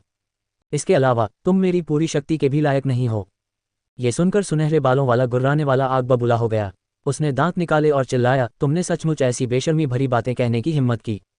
पलक झपकते ही सुनहरे बालों वाले ग्रोलर ने अपनी आभा छोड़ी और उसे सीधे सुप्रिया पर केंद्रित कर दिया। उसने सोचा कि वह उसे आसानी से दबा सकेगा, लेकिन उसे केवल यही प्रतिक्रिया मिली कि उसी समय उसकी ठंडी आभा निकल गई, जिसने आसानी से उसकी आभा को बिखेर दिया। धत्तेरी की! सुनहरे बालों वाला ग्रोलर गुस्से से जल रहा था। उसने अपनी पूरी ताकत झोंक दी और भयंकर लपटें छोड़ी जो सुप्रिया की ओर उड़ी। सुप्रिया ने लापरवाही से क्लाउड स्काई तलवार लहराई और भयानक तलवार की किरणें तुरंत सुनहरे फर वाले ग्रोलर द्वारा छोड़े गए ज्वाला विस्फोटों से टकरा गईं। एक जोरदार धमाके के साथ दोनों हमले एक दूसरे को रद्द कर दिए गए और आसमान से राख गिरने लगी। अरे बाप रे! तलवार दाव में इस महिला की प्रतिभा वास्तव में आश्चर्यजनक है। जुवान महाद्वीप से आए दर्शक आश्चर्य से चिल्ला उठे। जुवान महाद्वीप के लोग सुप्रिया को नीची नज़र से देखते थे, लेकिन किसने सोचा होगा कि यह छोटी लड़की इतनी मजबूत होगी। वह उन दोनों से कहीं अधिक शक्तिशाली थी जो कुछ समय पहले ही प्रकट हुई थीं। वह कहाँ से आए? मुझे सचमुच उम्मीद नहीं थी कि पूर्वी महाद्वीप में इतनी प्रतिभाशाली प्रतिभा दिखाई देगी। उन्होंने इस मामले पर बड़ी दिलचस्पी से चर्चा की, लेकिन किसी को उसकी पृष्ठभूमि का पता नहीं था। पहली मुलाकात के बाद सुनहरे बालों वाली गुर्राने वाली घबराने लगी। मैं अनाम लोगों को नहीं मारता, अपना नाम बताओ, सुनहरे बालों वाले गुर्राने वाले ने जोर देकर कहा। सुप्रिया पिछले 2 की तुलना में बहुत अधिक शक्तिशाली था और वह उसकी पहचान और उत्पत्ति के बारे में बहुत उत्सुक था। सुप्रिया ने ठंडी मुस्कान के साथ कहा, तो ध्यान से सुनो। मैं पूर्वी महाद्वीप के महान वन्य दिव्य संप्रदाय के मेघ आकाश शिखर का प्रमुख हूँ और मैं राहुल का सबसे बड़ा शिष्य सुप्रिया भी हूँ। जैसे ही उसने बोलना खत्म किया, सभी के चेहरे पर आश्चर्य और सदमे के भाव उभर आए। सबने राहुल के बारे में सुना था। प्राचीन मकबरे वाली घटना के बाद उसके बारे में खबरें दूसरे महाद्वीपों में भी फैलने लगी थीं। इसके अलावा वे पहले ही इस तथ्य से अवगत हो चुके थे कि राहुल पूर्वी महाद्वीप का एकमात्र मोहरबंद अमर क्षेत्र विशेषज्ञ था और उसने एक प्राचीन क्षेत्र साधक के रूप में एक अन्य मोहरबंद अमर क्षेत्र विशेषज्ञ को मार डाला था। इसलिए सुप्रिया की पृष्ठभूमि के बारे में जानने के बाद सुनहरे बालों वाले ग्रोलर की अभिव्यक्ति में भारी बदलाव आया। एक मोहरबंद अमर क्षेत्र विशेषज्ञ का शिष्य। उसने घबराकर सुप्रिया की तरफ देखा। शुक्र है कि उसकी शिक्षिका आसपास नहीं दिख रही थी, हालांकि इससे उसका दबाव कम नहीं हुआ। तो तुम असल में अमर ये के शिष्य हो? अभी मैं रूखा व्यवहार कर रहा था। सुनहरे बालों वाला गुर्राने वाला अब अहंकारी होने का साहस नहीं कर सका। सुप्रिया ने ठंडे स्वर में उत्तर दिया, जल्दी करो और हमला करो। उसने अपनी तलवार निकाली और सुनहरे बालों वाले गुर्राने वाले पर तान दी। उसकी आंखों में लड़ने की तीव्र इच्छा थी। इस युद्ध को गुप्त रूप से अधिक विशेषज्ञ देख रहे थे। वे सभी ये देखना चाहते थे कि एक मोहरबंद अमर लोक विशेषज्ञ का शिष्य कितना शक्तिशाली होगा। दिलचस्प, एक सीलबंद अमर क्षेत्र विशेषज्ञ का शिष्य एक सुनहरे बालों वाले ग्रोलर के विरुद्ध। चलो कुछ भविष्यवाणियां करते हैं। आखिरकार विजेता कौन होगा? एक स्थान पर कुछ वृद्ध लोग धीमी आवाज में बातें कर रहे थे।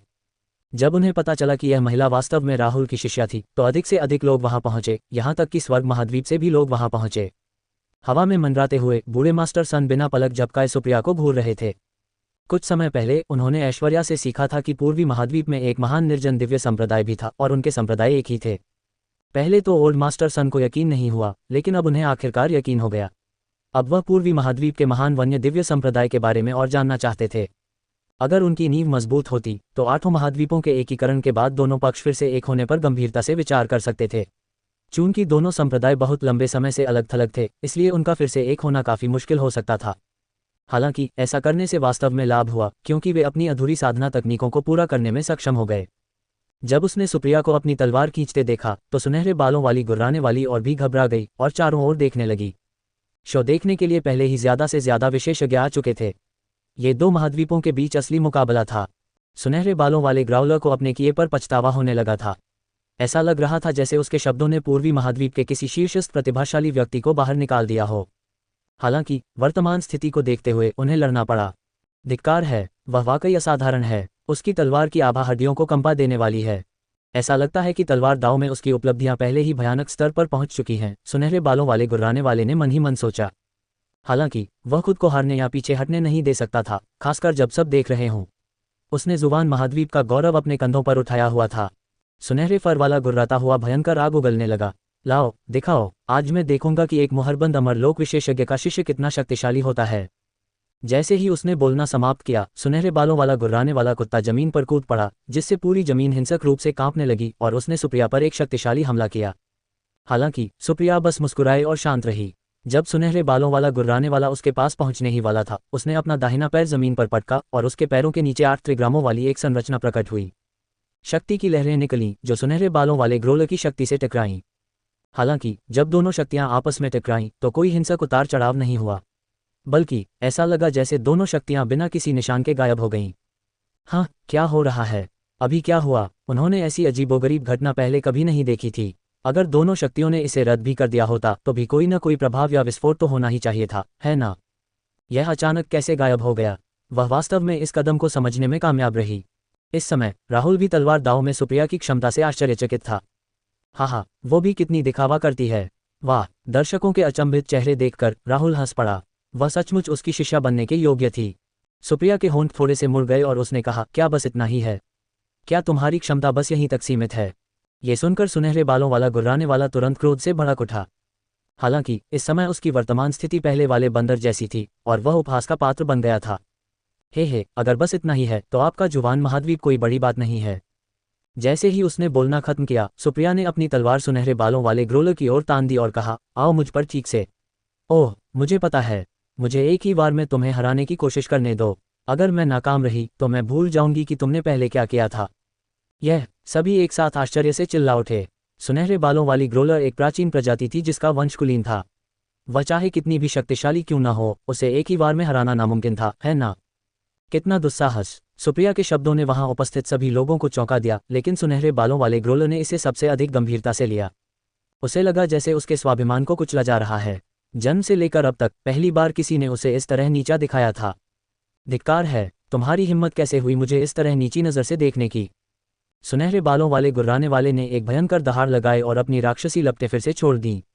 उसके शरीर के चारों ओर दिव्य रून प्रकट हुए और शक्तिशाली ऊर्जा के उतार चढ़ाव ने आकाश को थरथरा दिया। वह अब अपने दिल में गुस्से को दबा नहीं सका। इससे पहले उसे समझ नहीं आता था कि उसके शिक्षक अपने विरोधियों का मजाक क्यों उड़ाते हैं, लेकिन अब उसे समझ आ गया। विरोधियों को उकसाना और दिखावा करना उसे बहुत अच्छा लगता था। शायद उसे ऐसा अधिक बार करना पड़ता होगा। सुनहरे बालों वाले गुर्राने वाले ने कई शक्तिशाली हमले किए, लेकिन वह हर एक को चकमा दे गई। कुछ ही क्षणों बाद उसने फैसला किया कि अब और देर करने की कोई ज़रूरत नहीं है। चलो इसे यहीं खत्म करते हैं। उसने बादल आकाश तलवार उठाई और उसकी तलवार की आभा ने उसके चारों ओर एक क्षेत्र बना दिया, जिससे सुनहरे बालों वाला गुर्राने वाला भयभीत हो गया। उसकी तलवार दाव आभा चौंकाने वाली है। इस बात से अनिश्चित कि अब उसे किस चीज़ का सामना करना पड़ेगा, सुनहरे बालों वाला गुर्राने वाला घबराने लगा। फिर जब उसने ऊपर देखा तो उसने देखा कि सुप्रिया के सिर के ऊपर एक विशाल दरवाजा दिखाई दे रहा था, जिससे शक्तिशाली तलवार की आभा की लहरें निकल रही थीं। वास्तव में ये कदम है। पुनर्जन्म परी चिल्लाए। उसे अब भी वह तलवार की चाल साफ साफ याद थी, क्योंकि यह वही तलवार थी जिसका इस्तेमाल सुप्रिया ने सभा के दौरान उसके खिलाफ किया था। उसे फिर से देखकर वह भावुक हो गई। मनीष तिवारी, जो पास ही में था, ये देखकर बहुत आश्चर्यचकित हुआ। उसे साफ साफ एहसास हो रहा था कि सुप्रिया ने तलवारबाजी में पूरी तरह महारत हासिल कर ली है। अब उसे ऐसा नहीं लग रहा था कि वह इस चाल से उतनी अनजान है जितनी सभा के दौरान थी। पूर्वी महाद्वीप के सभी लोगों ने भी इस प्रसिद्ध कदम को मान्यता दी। ये तलवार अमर राहुल की प्रसिद्ध तकनीक है। सब बिना पलक झपकाए आसमान की ओर देखते रहे, दरवाज़ा बनते हुए। अब वह जो आध्यात्मिक दबाव डाल रही थी, उससे सुनहरे बालों वाले गुर्राने वाले के लिए अपना सिर उठाना भी मुश्किल हो रहा था। हालांकि अंदर ही अंदर वह चिल्ला रहा था, ये सच नहीं हो सकता, मैं इतनी आसानी से नहीं हार सकता। उसका अभिमान ये स्वीकार नहीं कर सका कि वह शत्रु से इतनी आसानी से पराजित हो जाएगा, इसलिए उसने एक बार फिर और भी अधिक शक्ति छोड़ दी। जैसे ही उसने अपनी जन्मजात दिव्य शक्ति को प्रकट किया, उसके शरीर की हड्डियां चटकने और फूटने लगीं। ये वही तरीका था जो उसने वुकांग पर इस्तेमाल किया था। हालांकि यह बंदर पर काम नहीं आया था, क्योंकि उस शापित बंदर की रक्षात्मक क्षमताएं बहुत शक्तिशाली थीं। उनका मानना था कि सुप्रिया के मामले में ऐसा नहीं था। सुप्रिया ने जब उसे ये दिव्य शक्ति प्रकट करते देखा तो उसकी भौहें तन गईं। उसने तुरंत अपनी आध्यात्मिक शक्ति जुटाकर अपने सिर के ऊपर एक विशाल तलवार की किरण संघनित कर दी। इस क्षण 100 मील के दायरे के सभी फूल और पेड़ खींच गए, जिससे एक विशाल तीखी तलवार बन गई। तलवार की भयावह आभा ने सुनहरे रोएं वाले ग्रोलर को दबा दिया। विनाश की तलवार, स्वूश, विशाल तलवार आकाश से उतरी और संसार कांप उठा। भाड़ में जाओ। सुनहरे बालों वाले ग्रोलर ने जब विशाल तलवार को आते देखा तो वह खुद को रोक नहीं पाया और सुप्रिया की तलवार को निगलने के प्रयास में अपनी भक्षण शक्ति को अपनी सीमा तक बढ़ा दिया। जब दोनों सेनाएं आपस में टकराईं तो एक बहरा कर देने वाला विस्फोट हुआ। धमाका, ऐसा लग रहा था जैसे आसमान भी काला हो गया हो और कुछ भी साफ दिखाई नहीं दे रहा हो। कौन जीता? लोग अपनी गर्दनें ऊपर उठाकर ये देखने के लिए उत्सुक थे कि विजेता कौन है। कुछ ही क्षणों बाद एक विशाल स्वर्ण आकृति आकाश से गिरकर जमीन पर गिर पड़ी, जिससे जमीन जोर से कांपने लगी। ये स्पष्टतः सुनहरे बालों वाला ग्रोलर था। उसके शरीर पर एक बड़ा सा घाव दिखाई दे रहा था। तभी एक और सुनहरे बालों वाला ग्रोलर, जो जुबान महाद्वीप से ये सब देख रहा था, अचानक गुस्से से भर गया। वह सुप्रिया की ओर दौड़ा। तुम्हारी हिम्मत कैसे हुई मेरे बेटे को इस तरह पीटने की? मैं ये सुनिश्चित करूंगा कि तुम्हारा भी यही हश्र हो और तुम मौत से भी बदतर जिंदगी जियो। शट, कैसा बेशर्म बूढ़ा आदमी है। जब सुनहरे बालों वाले बूढ़े ग्रोलर ने हमला किया तो आसमान जोर से कांप उठा और सब दंग रह गए। पूर्वी महाद्वीप के कई साधक सुप्रिया के लिए चिंतित थे। जयवीर गुस्से से भर गया और गाली देते हुए बोला, कितना नीच और गंदा बूढ़ा आदमी है, मैं उसे सबक सिखाऊंगा। अब चून की पुरानी पीढ़ी के किसी व्यक्ति ने हस्तक्षेप किया है तो वह भी ऐसा कर सकता है। इससे पहले जब सुनहरे बालों वाला ग्रोलर इतना घमंडी था और उसने पूर्वी महाद्वीप को अपमानित किया था तो वे सभी इसे सहन कर चुके थे। हालांकि सुप्रिया ने जीतने के बाद सुनहरे बालों वाले ग्रोलर का मजाक भी नहीं उड़ाया था, फिर भी यह बूढ़ा आदमी वास्तव में इसे और नहीं रोक सका। जयवीर ने अपना हथियार निकाला और हमला कर दिया। दोनों आकाश में टकराए और दोनों कुछ कदम पीछे हट गए। ये दृश्य देखकर दारा सिंह अवाक रह गया। अरे, यह आदमी सर्वोच्च क्षेत्र के शिखर तक कब पहुंच गया? संप्रदाय में किसी को भी जयवीर की सफलता के बारे में खबर नहीं मिली थी, इसलिए वे सभी आश्चर्यचकित थे, जिनमें राहुल भी शामिल था। हालांकि कुछ देर सोचने के बाद उसे बात समझ आ गई। आकाश पर्वत पर संप्रदाय की सेनाओं के सेनापति के रूप में जयवीर को भी अपनी योग्यता शक्ति का उचित हिस्सा प्राप्त था। उस समय राहुल द्वारा दी गई अमर श्रेणी की औषधीय गोली के साथ उसके लिए इस स्तर तक पहुंचना निश्चित रूप से संभव था। वार पलटवार के बाद वृद्ध सुनहरे बालों वाला गुर्राने वाला एक बार फिर दहाड़ा और जयवीर को दरकिनार कर सुप्रिया पर हमला करने की कोशिश की।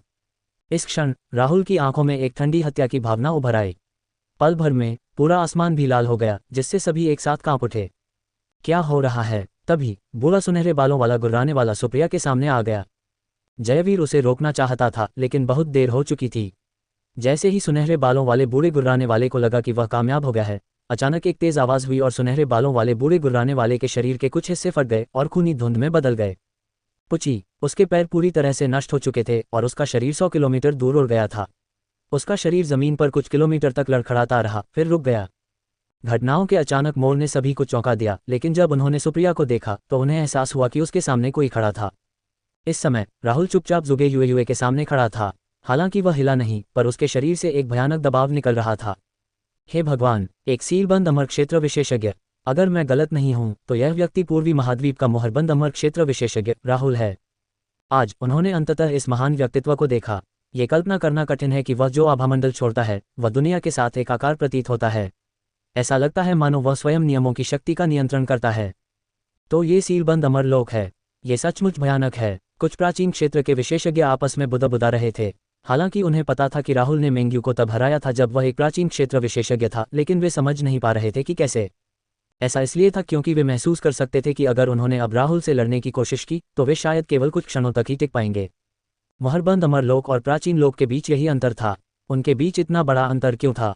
पुची, कुछ क्षण की शांति के बाद सुनहरे बालों वाले वृद्ध गुर्राने वाले ने कुछ और घूंट खून थूका, जिससे शांति भंग हुई। अध्यापक सुप्रिया ने जब अपने सामने उस आकृति को देखा तो खुशी से चिल्लाए। उसकी जान अभी खतरे में थी, लेकिन फिर भी वह ज्यादा घबराई नहीं, क्योंकि उसे विश्वास था कि उसकी शिक्षिका निश्चित रूप से किसी को भी उसे नुकसान नहीं पहुंचाने देंगी।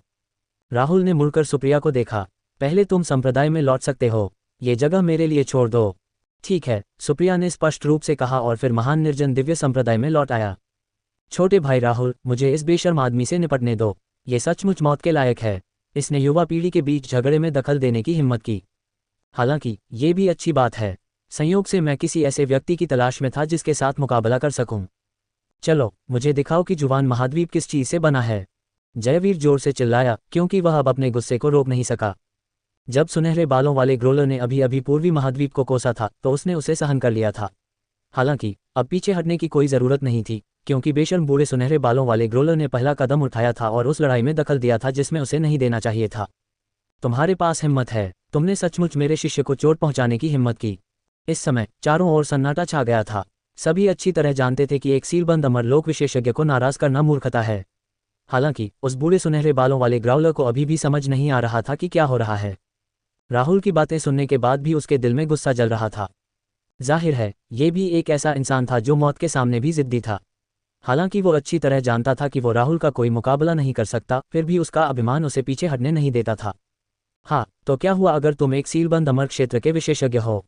जब युद्ध सचमुच छिड़ जाएगा तो तुम सबसे पहले मरने वालों में से एक होगे। तुम मेरे लिए क्या कर सकते हो? वृद्ध सुनहरे बालों वाला गुर्राने वाला बहुत घमंडी था। हर कोई अच्छी तरह जानता था कि उनकी सुनहरे बालों वाली ग्रोलर प्रजाति में कभी एक बहुत शक्तिशाली विशेषज्ञ था। हालांकि बहुत समय बीत चुका था, फिर भी कर्म की शक्ति उनकी जाति से जुड़ी हुई थी। जुवान महाद्वीप में हालांकि उनकी जाति में ज्यादा युद्ध शक्ति नहीं थी, फिर भी कोई उन्हें उकसाने की हिम्मत नहीं करता था। इसके अलावा उनके पीछे स्वर्गीय दाव विश्व के विशेषज्ञों का समर्थन भी था। हालांकि अन्य लोगों ने सुनहरे फर वाले गुर्राने वालों को उकसाने की हिम्मत नहीं की, लेकिन राहुल के लिए ऐसा नहीं कहा जा सकता था। इस समय राहुल के मुंह के कोने थोड़े से सिकुड़ गए और उसने सहजता से कहा, ओह, क्या वास्तव में ऐसा है? क्या तुम्हें सचमुच इतना भरोसा है कि मैं तुम्हारे साथ व्यवहार नहीं कर सकता? ये सुनकर सुनहरे बालों वाले वृद्ध गुर्राने वाले की भौहें अचानक ऊपर उठ गईं और उसका दिल अनिश्चितता से भर गया। सामान्य परिस्थितियों में इस क्षेत्र में पहुंचे विशेषज्ञ अपने जीवन को संजोकर रखते हैं और इस प्रकार कर्म की शक्ति पर ध्यान देते हैं। इस प्रकार जहां तक संभव हो वे अपने लिए मुसीबत खड़ी करने से बचते हैं। उसने पहले राहुल के चरित्र के बारे में थोड़ा सुना था और अचानक उसे एहसास हुआ कि उसके सामने वाला व्यक्ति पूरी तरह से निडर था। ये सोचते ही सुनहरे बालों वाले बूढ़े गुर्राने वाले की आंखें ठंडी हो गईं और उसने गुस्से से कहा, क्या तुम सचमुच मेरी जान लेना चाहते हो? क्या तुम्हें नहीं पता कि मुझे मारने के परिणाम कितने गंभीर होंगे? ये सुनकर राहुल क्षण भर के लिए स्तब्ध रह गया। ये कितनी गंभीर बात हो सकती है? उसे समझ नहीं आ रहा था कि एक साधारण प्राचीन लोक का साधक इतना अहंकारी व्यवहार क्यों कर रहा है। उसकी उलझन के बीच उसके मन में एक स्पष्ट आवाज उभरी, स्वर्ण फर वाले ग्रोलर जाति के पास स्वर्गीय दाव विश्व में विरासत की भूमि है। हर कोई उनसे सावधान है क्योंकि वे स्वर्गीय दाव दुनिया से मदद मांग सकते हैं। राहुल यह आवाज सुनकर सुखद आश्चर्य में पड़ गया। हालांकि जब उसने अपने आसपास देखा तो उसे वह नहीं मिली। ऐश्वर्या, क्या तुम यहाँ हो? राहुल खुश था क्योंकि शुरू में उसे लगा था कि वे कुछ देर तक बातचीत नहीं कर पाएंगे, लेकिन आवाज सुनकर उसे एहसास हुआ कि ऐश्वर्या भी उस बंद अमर लोक में पहुंच गया है। आखिरकार केवल सीलबंद अमर क्षेत्र विशेषज्ञ ही लंबी दूरी तक ध्वनि प्रसारण भेज सकते थे। इस समय स्वर्ग महाद्वीप के महान निर्जन दिव्य संप्रदाय में एक अद्वितीय आकृति ने धीरे धीरे अपनी आंखें खोलीं। वह अपने हाथ या पैर को ऊपर उठाने मात्र से ही भयानक शक्ति छोड़ सकती थी जिससे आकाश कांप उठता था। उसने एक कांसे का दर्पण निकाला, उसमें राहुल की छवि उभर रही थी। राहुल को देखकर ऐश्वर्या के शांत चेहरे पर मुस्कान खिल उठी। वह चाहती थी कि वह तुरंत राहुल के पास चली जाए। हालांकि चूंकि वह अभी अभी आगे बढ़ी थी, इसलिए वह अपनी एकांत साधना तुरंत समाप्त नहीं कर सकती थी। इसलिए वह केवल अपनी आवाज राहुल तक पहुंचाकर उसे सुनहरे बालों वाली ग्रोलर प्रजाति के बारे में बता सकती थी। ऐश्वर्या की आवाज प्राप्त करने के बाद राहुल को अंततः समझ में आ गया कि बूढ़ा सुनहरा फर वाला गुर्राने वाला इतना घमंडी क्यों था। वास्तव में दूसरे पक्ष को भी कोई समर्थन दे रहा था। उस स्थिति में राहुल वास्तव में उसके लिए कुछ भी करने में असमर्थ नहीं हो सकता। हालांकि राहुल मुसीबत से नहीं डरता था, फिर भी उसे अपने पंथ और अपने शिष्यों का ध्यान रखना था। इसके अलावा उसके पास पहले से ही चिंता करने के लिए बहुत सारे दुश्मन थे, चाहे वे दूसरे महाद्वीपों के विशेषज्ञ हों या उस अजीबोगरीब राज्य के रहस्यमय गुरु। ये और अधिक दुश्मन बनाने का समय नहीं था। छोटे भाई राहुल, अगर ये बहुत झंझट वाली बात है तो चलो इस मामले को भूल ही जाते हैं। ये झंझट के लायक नहीं है। घटनास्थल पर तनावपूर्ण माहौल को भांपते हुए जयवीर को पीछे हटने का मन हुआ। कुछ तो गड़बड़ थी, वरना ये बूढ़ा सुनहरे बालों वाला गुर्राने वाला एक सीलबंद अमरलोक विशेषज्ञ के सामने जरा भी क्यों नहीं डरता। जयवीर की बातें सुनने के बाद राहुल ने मामले पर विचार किया। हालांकि इससे पहले कि वह कोई निर्णय ले पाता, ऐश्वर्या ने उसे एक और आवाज भेजी, राहुल, डरो मत। उनकी सुनहरे बालों वाली ग्रोलर जाति का तो कोई समर्थन कर रहा है, लेकिन हमारे महान जंगल संप्रदाय का भी कोई समर्थन कर रहा है। मुसीबत से मत डरो, मैं किसी भी समय स्वर्गीय दाऊद दुनिया के लोगों से संपर्क कर सकता हूँ। मैं हमेशा तुम्हारे साथ रहूंगा।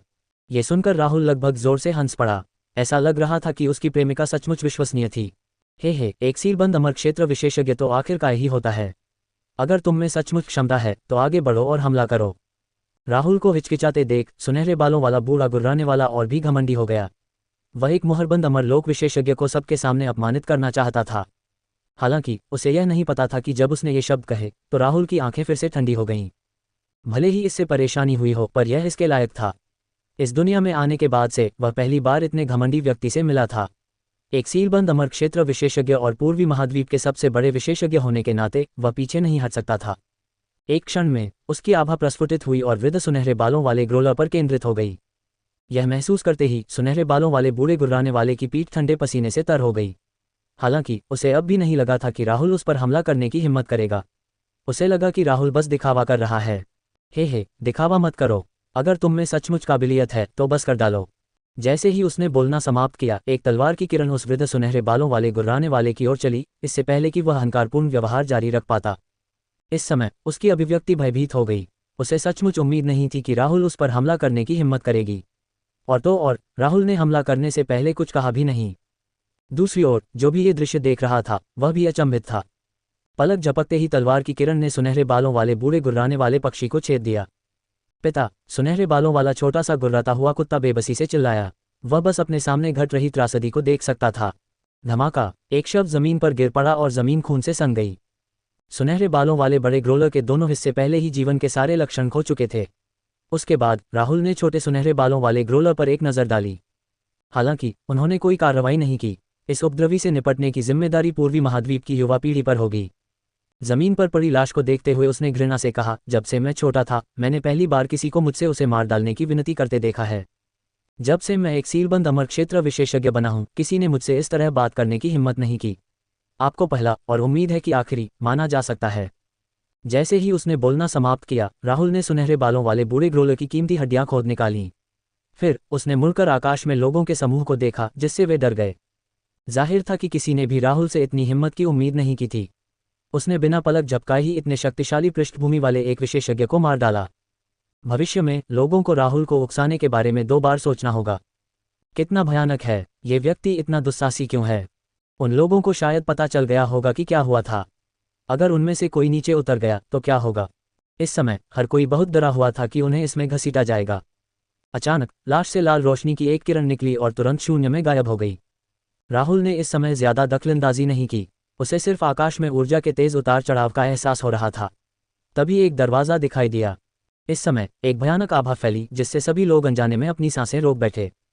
वे सचमुच प्रकट होने वाले हैं। सबके चेहरे पीले पड़ गए और उनके दिल भय से भर गए। राहुल के बगल में खड़ा जयवीर भी बुरी तरह डर गया था। उसके पैर पहले से ही बेकाबू होकर कांपने लगे थे। महान वन्य दिव्य संप्रदाय के अनुयायी भी बहुत हैरान थे। उन्हें पूरी तरह से समझ नहीं आ रहा था कि क्या हो रहा है। हालांकि वे सभी दरवाजे से निकल रही शक्ति को महसूस कर सकते थे। आओलेई का चेहरा उदास हो गया। वह चिल्लाया, सब लोग सतर्क रहो, युद्ध के लिए तैयार हो जाओ। यह आदेश सुनते ही लगभग सभी बुजुर्ग उड़कर अपनी अपनी जगह पर लौट आए। कुछ ही देर बाद ग्रेट वाइल्डनेस फॉर्मेशन सफलतापूर्वक सक्रिय हो गया। इस बार उन्हें अंदाजा ही नहीं था कि दुश्मन कितना ताकतवर है, इसलिए सब बहुत घबरा गए। लेकिन बहुत डरे होने के बावजूद वे पीछे नहीं हटे। चूंकि राहुल संप्रदाय का तलवार प्रमुख था, इसलिए वे अंत तक उसके पीछे खड़े रहेंगे। राहुल ने एक शब्द भी नहीं कहा। उसने बिना किसी हिचकिचाहट के अपनी तलवार निकाली, जो उसके सामने खतरनाक ढंग से तैर रही थी। पलक झपकते ही उसकी तलवार की आभा फैल गई और दूसरे पक्ष की आभा से टकरा गई। ऐसा करने के बाद राहुल ने जोर से कहा, जब तुम यहाँ हो ही तो छिपते क्यों हो। स्वर्गीय दाव विश्व में कौन मेरे राज्य में आने का साहस करता है। राहुल के साहसिक शब्द सुनकर सभी लोग दंग रह गए। राहुल आखिर क्या कर रहा है। क्या ये हो सकता है कि वह स्वर्गीय दाव दुनिया में अमर लोगों को भड़काना चाहता है। वह उन सबको क्रोधित कर देगा। काले बादल घिरने के साथ ही एक के बाद एक गड़गड़ाहट की आवाजें गूंजने लगीं, मानो दुनिया का अंत आ गया हो। इस समय सभी लोग बहुत डरे हुए थे और उनके शरीर का कोई भी हिस्सा ऐसा नहीं था जो काम न रहा हो। इन पारलौकिक विशेषज्ञों द्वारा उत्सर्जित आभा के सामने प्राचीन क्षेत्र के विशेषज्ञ भी दब गए। अन्य कमजोर साधकों की तो बात ही छोड़िए। धिक्कार है तुझ पर राहुल, इस बार तू बच नहीं पाएगा। जब हमारी जाति के श्रेष्ठ लोग आएंगे तो तू एक दयनीय मौत मरेगा। आने वाली आभा को भांपते ही सुनहरे बालों वाला छोटा सा गुर्राता हुआ पक्षी अपने दांत निकालकर दहाड़ा। उसका रूप जितना भयंकर हो सकता था उतना ही भयानक था। ये सुनकर राहुल मुस्कुराया, लेकिन उसकी तरफ देखने की जहमत तक नहीं उठाई। सुनहरे बालों वाला वह छोटा सा गुर्राता हुआ पक्षी उसके लिए एक तुच्छ चींटी से ज्यादा कुछ नहीं था। हालांकि चूंकि यह व्यक्ति अपनी जबान चला रहा था, इसलिए सबसे अच्छा तरीका यही था कि उसका आत्मविश्वास और वह सब कुछ नष्ट कर दिया जाए जिस पर वह विश्वास करता था। राहुल को चुप देखकर छोटे सुनहरे बालों वाले गुर्राने वाले ने तुरंत अपना अपमान जारी रखा। अरे चींटी जैसे सीलबंद अमरलोक के विशेषज्ञ, हमारी सुनहरे बालों वाली ग्रोलर जाति को भड़काने की तुम्हारी हिम्मत कैसे हुई? आज चाहे कोई भी आ जाए तो मौत से बच नहीं पाओगे। राहुल ने अपमान को अनदेखा कर दिया, लेकिन सुप्रिया जवाब देने से खुद को नहीं रोक सका। आकाश से निकल रही भयानक आभा के बावजूद वह डरी नहीं। उसने किसी को भी अपने गुरु का अपमान नहीं करने दिया। चुप रहो कमीने, उसने ठंडे स्वर में कहा, तुम्हें मेरे शिक्षक का अपमान करने की हिम्मत किसने दी? ये सुनकर छोटे सुनहरे बालों वाले गुर्राने वाले ने सुप्रिया को घूर कर देखा। उसका पीछे हटने का जरा भी इरादा नहीं था। हालांकि वह जानता था कि वह सुप्रिया का मुकाबला नहीं कर सकता, फिर भी वह जिद्दी होने से नहीं रुका। राहुल ने आज ही अपने पिता को सरेआम मार डाला था, इसलिए अगर राहुल ने आज भी उसे नहीं मारा तो उसने भविष्य में बदला लेने की कसम खाए। वह एक दिन राहुल, सुप्रिया और उनके पूरे संप्रदाय को खून से इसकी कीमत जरूर चुकानी पड़ेगी। सुप्रिया को देखते हुए सुनहरे बालों वाला छोटा गुर्राता हुआ पागलों की तरह चिल्लाया, तो क्या हुआ अगर मैं तुम्हारे शिक्षक का सम्मान नहीं करता? अगर तुम में क्षमता है तो मुझे मार डालो, मैं तुमसे नहीं डरता। जुगे यूयू की आंखें हत्या के इरादे से भरी थीं। क्या इस बदबूदार सुनहरे बालों वाली छोटी सी गुर्राहट ने सचमुच सोचा था कि उसमें उसे मारने की हिम्मत नहीं है? कुछ ही क्षणों बाद एक तलवार की किरण छोटे सुनहरे बालों वाले ग्रोलर के सिर की ओर चली। सुप्रिया का हमला इतना अचानक था कि सुनहरे बालों वाली छोटी सी गुर्राहट को प्रतिक्रिया देने का समय ही नहीं मिला। उसने सोचा भी नहीं था कि वह इतनी हिम्मत करके उस पर हमला कर देगी, जबकि वहां पहले से ही कोई उसका साथ देने के लिए आ रहा था। उसने बेतहाशा बचने की कोशिश की, लेकिन उसे एहसास हुआ कि पहले लगी चोटें बहुत गंभीर थीं और उसने खुद को रोक लिया। हमला उसके शरीर पर जोर से हुआ और उसने तुरंत मुंह में लाल खून थूक दिया। जैसे ही वह सुप्रिया द्वारा मारा जाने वाला था, अचानक आकाश से एक हमला हुआ।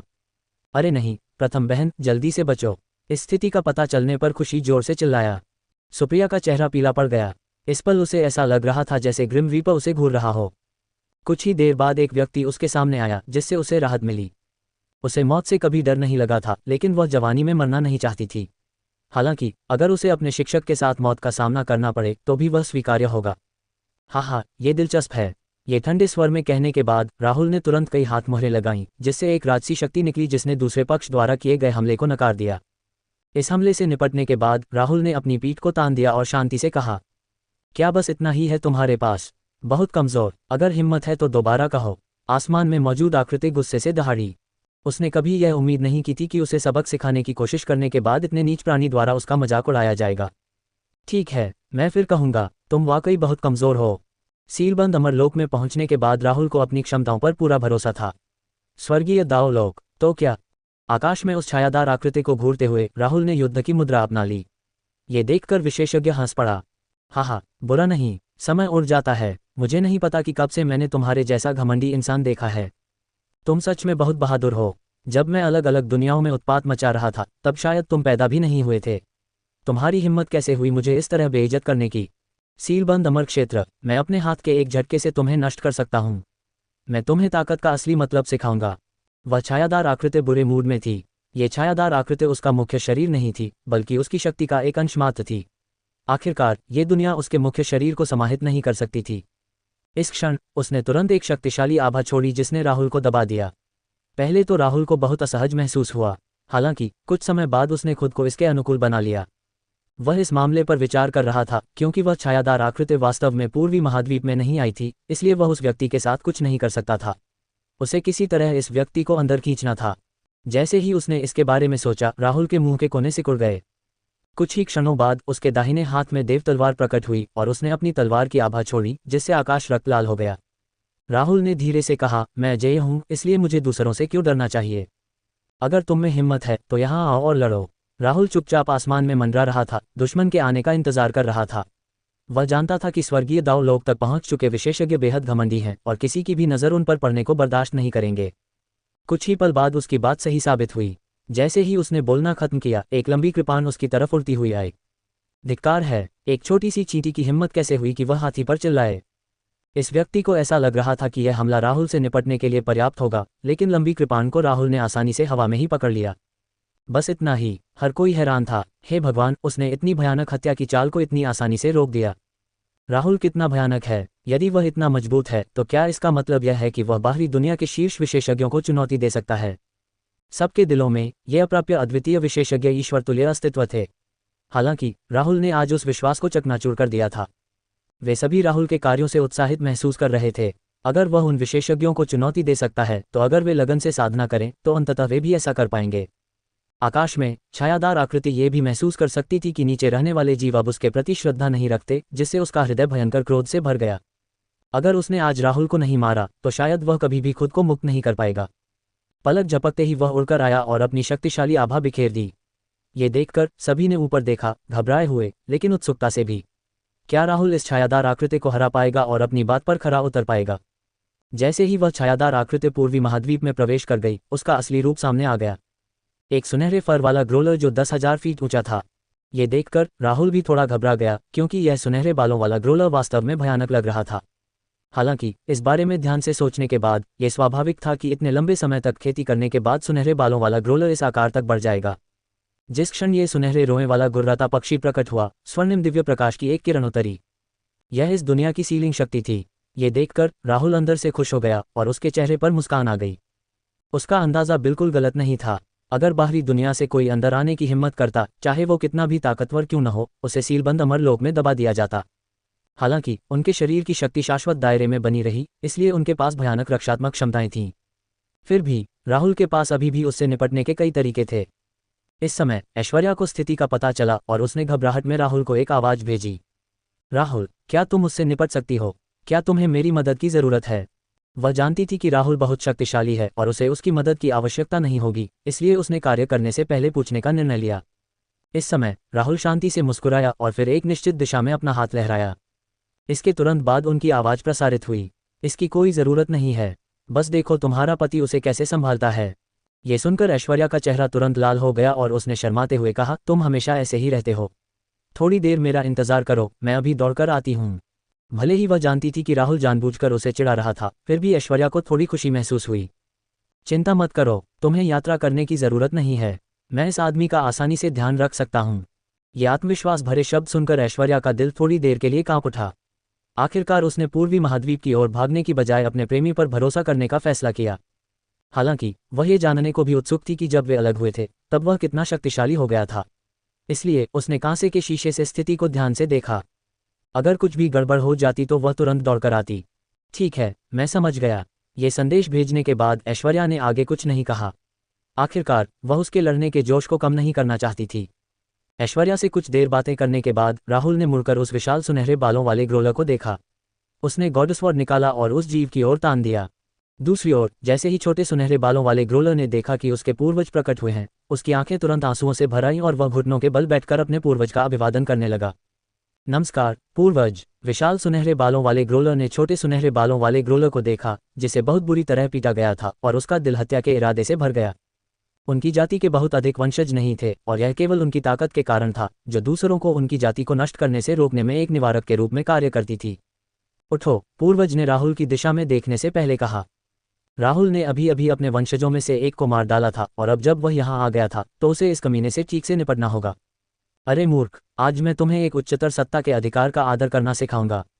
जैसे ही उसने बोलना समाप्त किया, उसने अपना राक्षसी दबाव छोड़ दिया, जिससे राहुल थोड़ी देर के लिए पीछे की ओर लड़खड़ा गया। हालांकि इस समय उसके शरीर से तुरंत ही सुनहरी रोशनी की किरणें प्रकट हुईं और यहाँ तक कि एक अजगर की दहाड़ भी सुनी जा सकती थी। भाड़ में जाओ। ड्रैगन की आभा को महसूस करने के बाद सुनहरे बालों वाला ग्रोलर पूर्वज कांप उठा और घबराहट से चारों ओर देखने लगा। आकाश में ऐसा लग रहा था कि एक भयानक दिव्य ड्रैगन प्रकट हुआ था और उसे ठंडी निगाहों से घूर रहा था। ड्रैगन वंश को सभी जातियों का नेता कहा जा सकता है और यह अन्य जानवरों के लिए उत्पीड़न की एक बड़ी भावना पैदा करेगा। ये वास्तव में ड्रैगन जाति के दिव्य रून हैं। सुनहरे बालों वाले ग्रोलर पूर्वज ने राहुल से इतनी दुर्लभ चीज देखने की कभी उम्मीद नहीं की थी। इस क्षण राहुल बिना किसी हड़बड़ाहट के खड़ा हो गया। उसके मुंह के कोने थोड़े से सिकुड़ गए और वह जोर से हंसने लगा। हा, आज से मैं सभी को बता दूंगा कि भले ही उनके पास नश्वर शरीर हो, वे एक शाश्वत शरीर को नष्ट कर सकते हैं। आपका क्या मतलब है? राहुल की बेशर्म हंसी सुनकर सभी के दिल हिंसक रूप से कांप उठे। क्या ऐसा हो सकता है कि राहुल सुनहरे बालों वाले ग्रोलर पूर्वज को उसे मारने के लिए लुभाने के लिए नाटक कर रहा था? इस समय सभी लोग पूरी तरह से हक्के बक्के रह गए। उन्हें समझ नहीं आ रहा था कि क्या हो रहा है। ये तो स्वर्गीय दाव जगत का विशेषज्ञ था। राहुल को ऐसा करने की हिम्मत कहाँ से मिली? राहुल की जोरदार हंसी सुनकर सुनहरे बालों वाले ग्राउलर पूर्वज ने राहुल को ठंडी नजरों से देखा। हालांकि वह स्थिति को लेकर थोड़ा उलझन में था, लेकिन उसे अंदाजा था कि उसे नीची नजरों से देखा जा रहा है। क्या इस आदमी ने सोचा था कि ड्रैगन जाति के ये दिव्य रून उससे निपटने के लिए काफी होंगे? इससे सिर्फ उसकी वंशावली दब गई, उसकी ताकत नहीं। क्या उसके पास कुछ और भी था? दिलचस्प बात है, तुमने सचमुच मेरे खिलाफ साजिश रचने की हिम्मत की। यह एहसास होने के बावजूद कि उसके साथ धोखा हुआ है, सुनहरे बालों वाला ग्रोलर पूर्वज मुस्कुराया। उसका चेहरा अभी भी शांत था। इस क्लोन की युद्ध शक्ति उसके मुख्य शरीर की केवल 10% थी, लेकिन उसे विश्वास था कि वह राहुल से निपट सकता है। तो फिर मेरे पास आओ, मुझे दिखाओ कि तुम क्या कर सकते हो, सुनहरे बालों वाले ग्राउलर पूर्वज ने बेपरवाही से कहा। उसके चेहरे पर अभी भी अहंकार भरा भाव था। हालांकि इसी समय एक तेज तलवार जो घनी रक्तम आभा बिखेर रही थी, तुरंत आकाश में दौड़ी।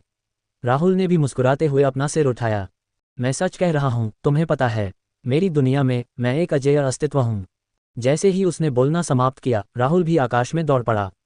उसकी तीखी तलवार एक विशाल तलवार की किरण में बदल गई, जिसने सुनहरे बालों वाले ग्रोलर पूर्वज को चौंका दिया। तलवार की यह मार इतनी शक्तिशाली थी कि वह उसके लिए खतरा बन गई। वह पहले ही भूल चुका था कि उसे खतरा महसूस हुए कितना समय हो गया था। ये चाल एक ऐसी चाल थी जिसे राहुल ने फ्लोरा तलवार तकनीक, स्वर्ग विभाजक तकनीक, उग्र फीनिक्स तकनीक और विभिन्न अन्य तकनीकों को समझने के बाद बनाया था। अपनी अंतिम चाल वन वर्ल्ड के अलावा राहुल की अब तक की सबसे शक्तिशाली चाल यही थी। उसने इस चाल का नाम वर्ल्ड स्लैश रखा। ये केवल स्थान, समय और अन्य शक्तियों के प्रतिबंधों की अनदेखी कर सकता था और लगभग दोषरहित था। राहुल इस चाल को सुप्रिया को सिखाना चाहता था ताकि उसे इस प्रणाली से पुरस्कार मिल सके। इसलिए उसे लगा कि वह इस मौके का इस्तेमाल अपने इस कदम को मशहूर बनाने में कर सकता है। शायद सिस्टम से मिलने वाला इनाम और भी बेहतर हो। जिस क्षण उसने वर्ल्ड स्लैश का प्रयोग किया, तलवार की किरण ने दुनिया को टुकड़े टुकड़े कर दिया तथा उसके चारों ओर की हर चीज धुंधली पड़ने लगी। हे भगवान, यह क्या चाल है? ऐसा लगता है जैसे दुनिया भी इसके कारण टुकड़े टुकड़े हो जाएगी। क्या ये सचमुच ऐसी चीज है जिसे कोई इंसान हासिल कर सकता है? इस समय सभी 8 महाद्वीपों में युद्ध देख रहे लोगों के बीच भारी हंगामा मच गया। ऐश्वर्या भी हैरान थी। उसका प्रेमी जब से उसने उसे आखिरी बार देखा था, तब से और भी ज्यादा स्वर्ग विरोधी हो गया था। हालांकि संप्रदाय की संत होने के नाते उसे अनगिनत स्वर्गीय निधियों का आशीर्वाद प्राप्त था, फिर भी उसके विकास की गति उससे कहीं ज्यादा थी। इसके अलावा तलवार दाव की उनकी समझ अद्वितीय थी। आह दुष्ट, क्या तुम मुझे थोड़ी देर के लिए अपने से आगे नहीं जाने दे सकते? अगर राहुल को इस मामले के बारे में पता होता तो वह शायद दिल खोलकर हंसता। उन्होंने कभी यह उम्मीद नहीं की होगी कि ऐश्वर्या जूनियर और सीनियर की उपाधियों पर इतना अधिक ध्यान देगी। तभी एक जोरदार धमाका हुआ और आसमान में बिजली चमक उठी। इस तलवार की शक्ति को महसूस करते ही सुनहरे बालों वाले ग्रोलर पूर्वज के दिल की गहराइयों में डर के अंकुर फूट पड़े। एकमात्र मुहरबंद अमर क्षेत्र विशेषज्ञ ऐसी शक्ति कैसे प्रदर्शित कर सकता है? इसके अलावा उसे यह भी आभास हो रहा था कि इस हमले में गहरी अंतर्दृष्टि छिपी है, इतनी गहरी कि शायद वह भी उसे समझ ना पाए। क्या यह उसकी अपनी ही बनाई चाल थी? इस समय ये कहना झूठ होगा कि वह डरा नहीं था। ऐसा नहीं हो सकता। आप इतनी शक्तिशाली तलवार चाल को कैसे समझ सकते हैं? सुनहरे बालों वाले ग्रोलर पूर्वज ने अविश्वास में ये शब्द कहे। हाँ, राहुल जोर से हंसा जब उसने ईश्वर की तलवार को ऊपर उठाया। दुनिया इतनी बड़ी है, उन्होंने कहा, और इसमें इतनी सारी चीजें भरी हैं जिनकी आप कल्पना भी नहीं कर सकते। आप तो बस कुएं की तलहटी में पड़े मेढक हैं। मेरे क्रोध को झेलने के लिए तैयार हो जाओ। मैं एक सच्चे अमर को मारने वाला पहला व्यक्ति बनूंगा। राहुल को एक मजबूत दुश्मन से लड़ने की संभावना से ही जोश से खून खौल उठा। अगर वह सचमुच इस सुनहरे बालों वाले ग्रोलर विशेषज्ञ को मार गिराने में कामयाब हो गया तो उसे जिंदगी भर के लिए शेखी बघारने का हक मिल जाएगा। सुनहरे बालों वाले ग्रोलर पूर्वज का चेहरा ठंडा पड़ गया और वह गुस्से से बोला, धिक्कार है, तुम बहुत घमंडी हो। उन्होंने स्वर्णिम दिव्य प्रकाश की किरणें छोड़ी जिनसे भयानक ऊर्जा उतार चढ़ाव उत्पन्न हुए।